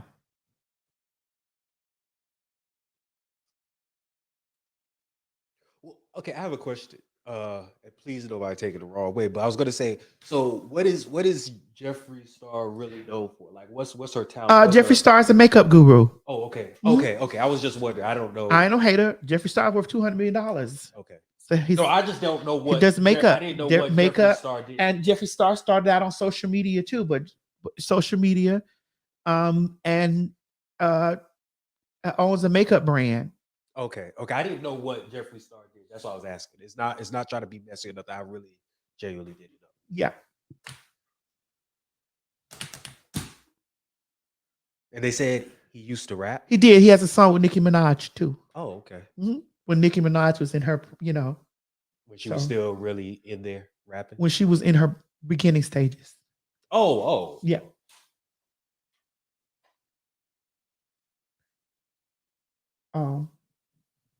But no. If we switch skins right now, no. And tell them to start from the bottom. Yeah. Start all over. Nah.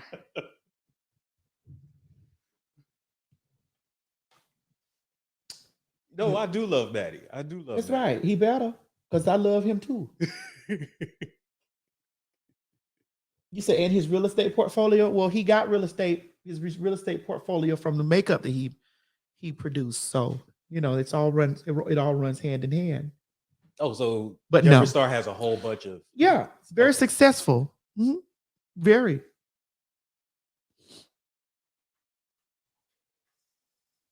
But no.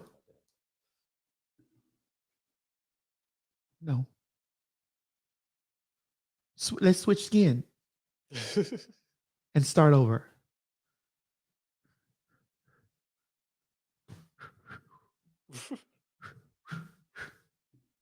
Let's switch skin and re-begin.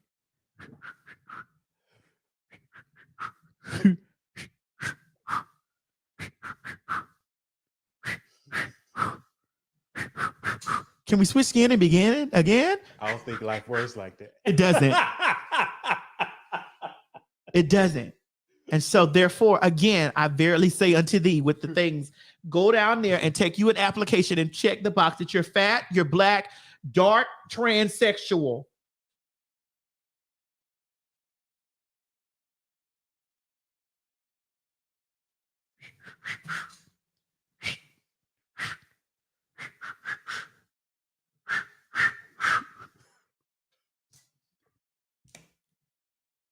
Let's get that application going. Can we get that job application going like that? Run down there to the production companies and tell them people that that's what you is. First of all, if they don't know you, they're going to look at you like you're crazy. That's all I'm saying. They're going to be like, how did you get in here? Who let this person in here?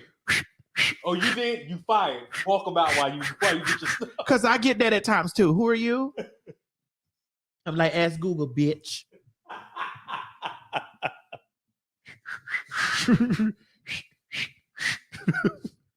Ask Google, motherfucker. Oh my goodness.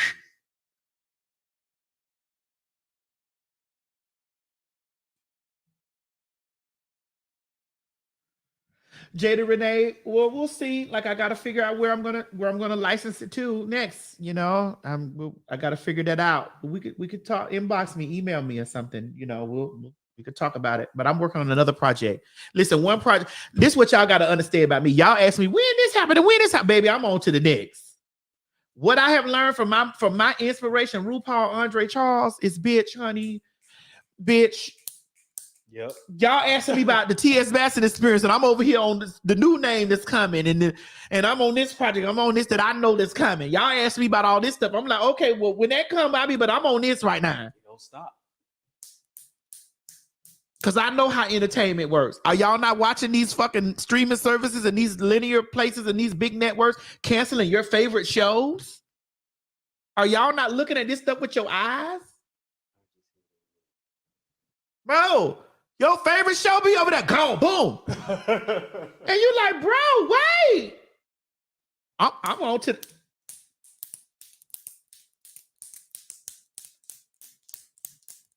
That's how you got to be in this industry. In the entertainment industry, you got to keep working. Bitch, once you stop, you only as good as your job that you got. Yep. People really think some people think it's just easy to just be a star or a celebrity. That shit is not easy. Let me tell you something. Just the show is your show. Just the show as they give it to you, it has an expiration date. But as long as you make it, it most definitely will last as long as you want it to. That's why I comes right down here in my basement, and turn on my motherfucking lights and I stream from my shit. But that don't mean I don't go after them big bags. That don't mean how I don't go after those bigger bags than what I'm doing. Because I take those bigger bags and I put them into this little bag that keep going. Because just the show as they give it to you, it definitely has an expiration date on it. Yes, you are right. It may be season 1. It may be season 2. It may be season 22. But you just better know that you take all that money that you get from that good job and you better flip it and be on to the next. Shit. That's why I move so easily. Well, not move easily. That's why I move the way I move, because it's just like prostitution. It's just like a cop picking me up on the corner. Everything got to be related. Yes, it's yes. You got to. But that's what I know. That's what I know, Mo. I'm still a hooker in this. I'm still a hooker in this. One network come pick me up, I do all the work in that, and I get out the car. And then sometimes they may come back around and pick me up again. They driving down the street, they pick up other motherfuckers, they gotta pick me up again. Or they may not pick me up no more, but you know what? The next car, here go the next car. Really? Straight like that.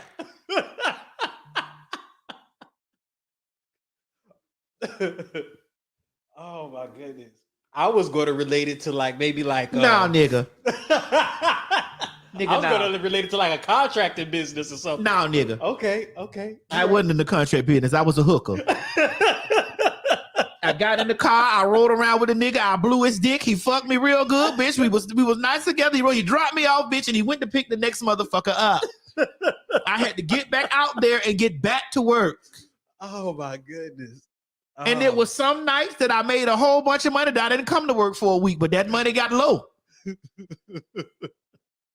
But I'm more smarter now than it was then. So in other words, I know to take that whole money that I made from that good from that good day and put it into something that's going to make it residual for me. And I knew to get so good with that date that the money that because if I had a pussy, the money that he gave me, I'd let him shot a baby in that bitch where I could have had residual income forever. But being that I don't have that. Well, at least until the kid's 18. No, bitch. There's some people playing child support and them kids in their 20s. I know one. Are you serious? Oh, yes. Oh, damn. I don't want to tell nobody's team. Oh, damn. I didn't know that. Wait a minute. You said wait, hold on. Hold on. Scroll I'll go up. You said where is the it? new Onyx shows, movies on Hulu are good, but I feel like they have hidden motives and agendas. Who knows? I treat all this shit like a date. All this shit I treat like like tricks. Mo, I do. I get my phone calls. You know what I'm saying? Hey, Madison, hey, I get my rolls and stuff. I get my this. I go collect all my motherfucking money. I stash my money up in the motherfucking in an account somewhere. Then I figure out where I'm going to put it here, this and the other. Thank God. What? I thought you were about to say underneath the mattress. Oh, hell no. Back in the day, yeah. Hell no. Bitch, I'm going to put that shit in the IRA. I'm going to lock that shit up in the trust. You know I could leverage. Bitch, put your shit in the trust. Lock that shit in the trust. Hell no. Hell no. No. What you need to invest in that Senegal jollof. Oh my God. Wait, where you see that? Hold on. Where you see that? What I need to invest in is that Senegal jollof. Oh, really? don't invest in that Senegal jollof. Just stick to Nigerian jollof. Stick to Nigerian jollof. I want to have some Senegal rice. You ain't gonna like it. Yeah, Mo, let me give you some of this. Oh, Got a few more minutes. You see, always caring. I always do. Always. Because when I cry, you cry, we cry together. Y'all say Aretha kept money in the man. That's why when Aretha died, they was up there in her bra drawer. Aretha died, they was all up there in her bra because she had a drawer specifically for the big ass bra that she wore, and they was digging down in that fucking drawer trying to get the damn money out the bra because she wanted cash only, bitch. Oh, for real? Oh, she didn't take checks or nothing like that. Aretha said, "Pay me in cash." Oh, wow. It could be $75,000. Y'all better go hit a lick. It could be $100K. Aretha say, "Bitch, you better go down there and give it to me in cash." I don't know what you and the government got going on. That's you gonna have to report that to the IRS that you went in there and pulled $100,000 out the bank. But I ain't got to say nothing to nobody. Bust me that up. Bust me that up in cash. Oh my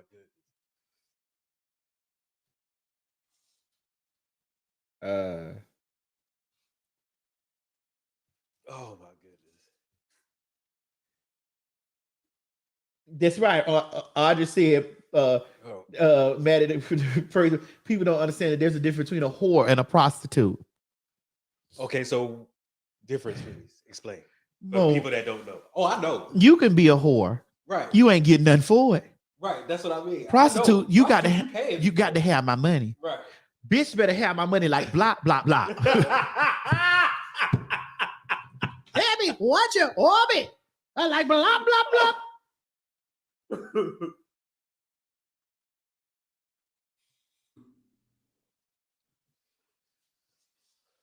They said Aretha was a gangster.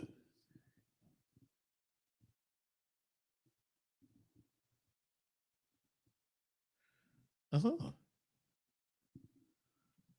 Oh, let me keep this new. See, I get all these kind of emails. Hold on.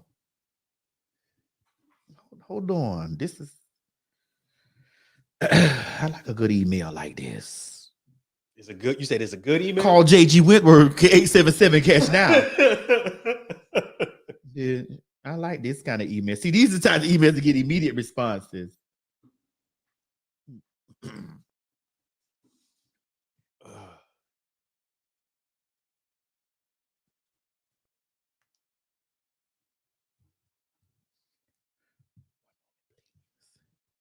She'll be right back.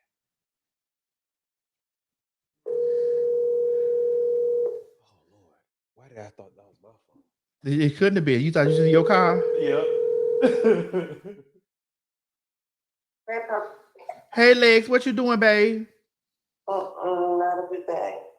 Oh, you don't feel good today? I've been struggling all day. Okay, well, listen, I hit you. Okay, well, then I hit you back later on. Go ahead. You're breaking up. I said I hit you back later on then.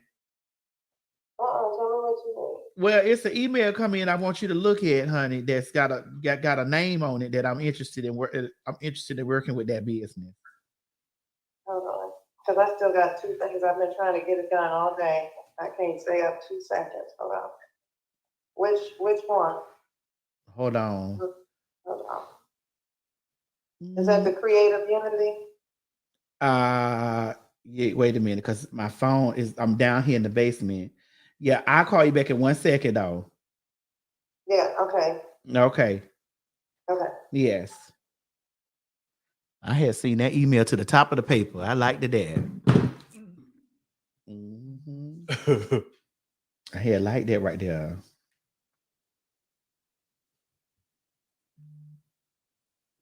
That was number one priority. Yes. It had a nice name attached to it. Mm-hmm. Like blah, blah, blah. Yeah. Pay me what you owe me. Mm-hmm. Bitch, I sit here and look at my emails all day. Oh, I know. I'll be seeing you on your phone, Maddie. Yes. You either on the phone or going through it.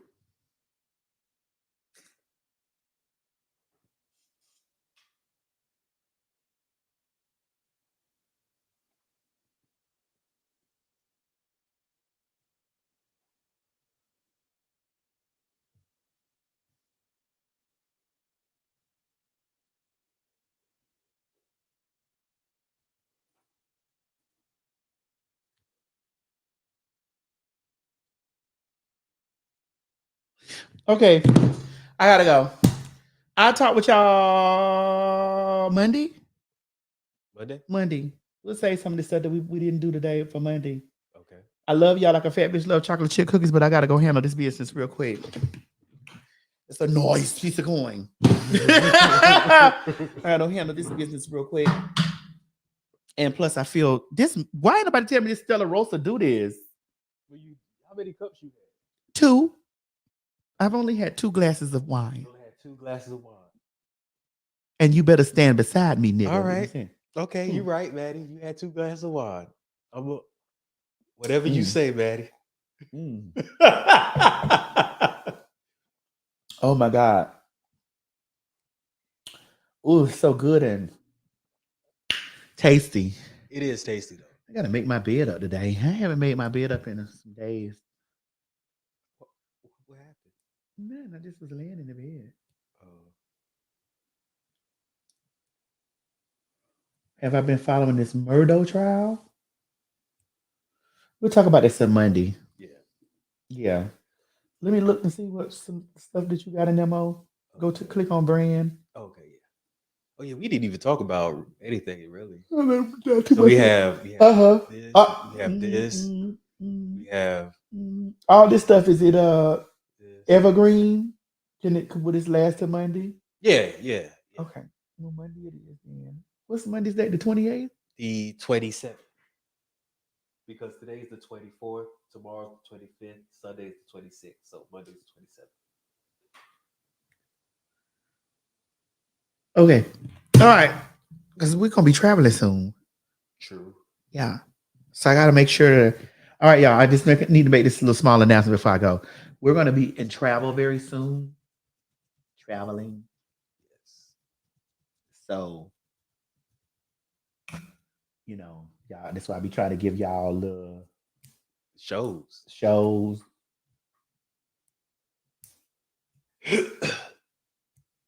Thank you, Bishop.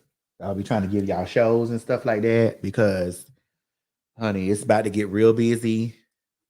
'Tis the season to be jolly. Fa la la la la. La la. La la. Yeah. And so, yeah. We out of winter now. Winter's gone. It's spring. The Night King is dead. I hate when winter's coming. I be like, damn, I don't be working like I want to be working, baby. It's time for them to file them. It's camera time now. Call a locksmith. It's camera time now, baby. All right, y'all. I love y'all. Wait a minute. Who be writing this stuff down there? Am I coming to LA for Drag Race finale? What? When is the finale? 14th. But when? Bye, y'all. I was really thinking you didn't know. Oh, I know. I know everything. But yeah, so let me tell you the winner right now. Cut me off, Mo.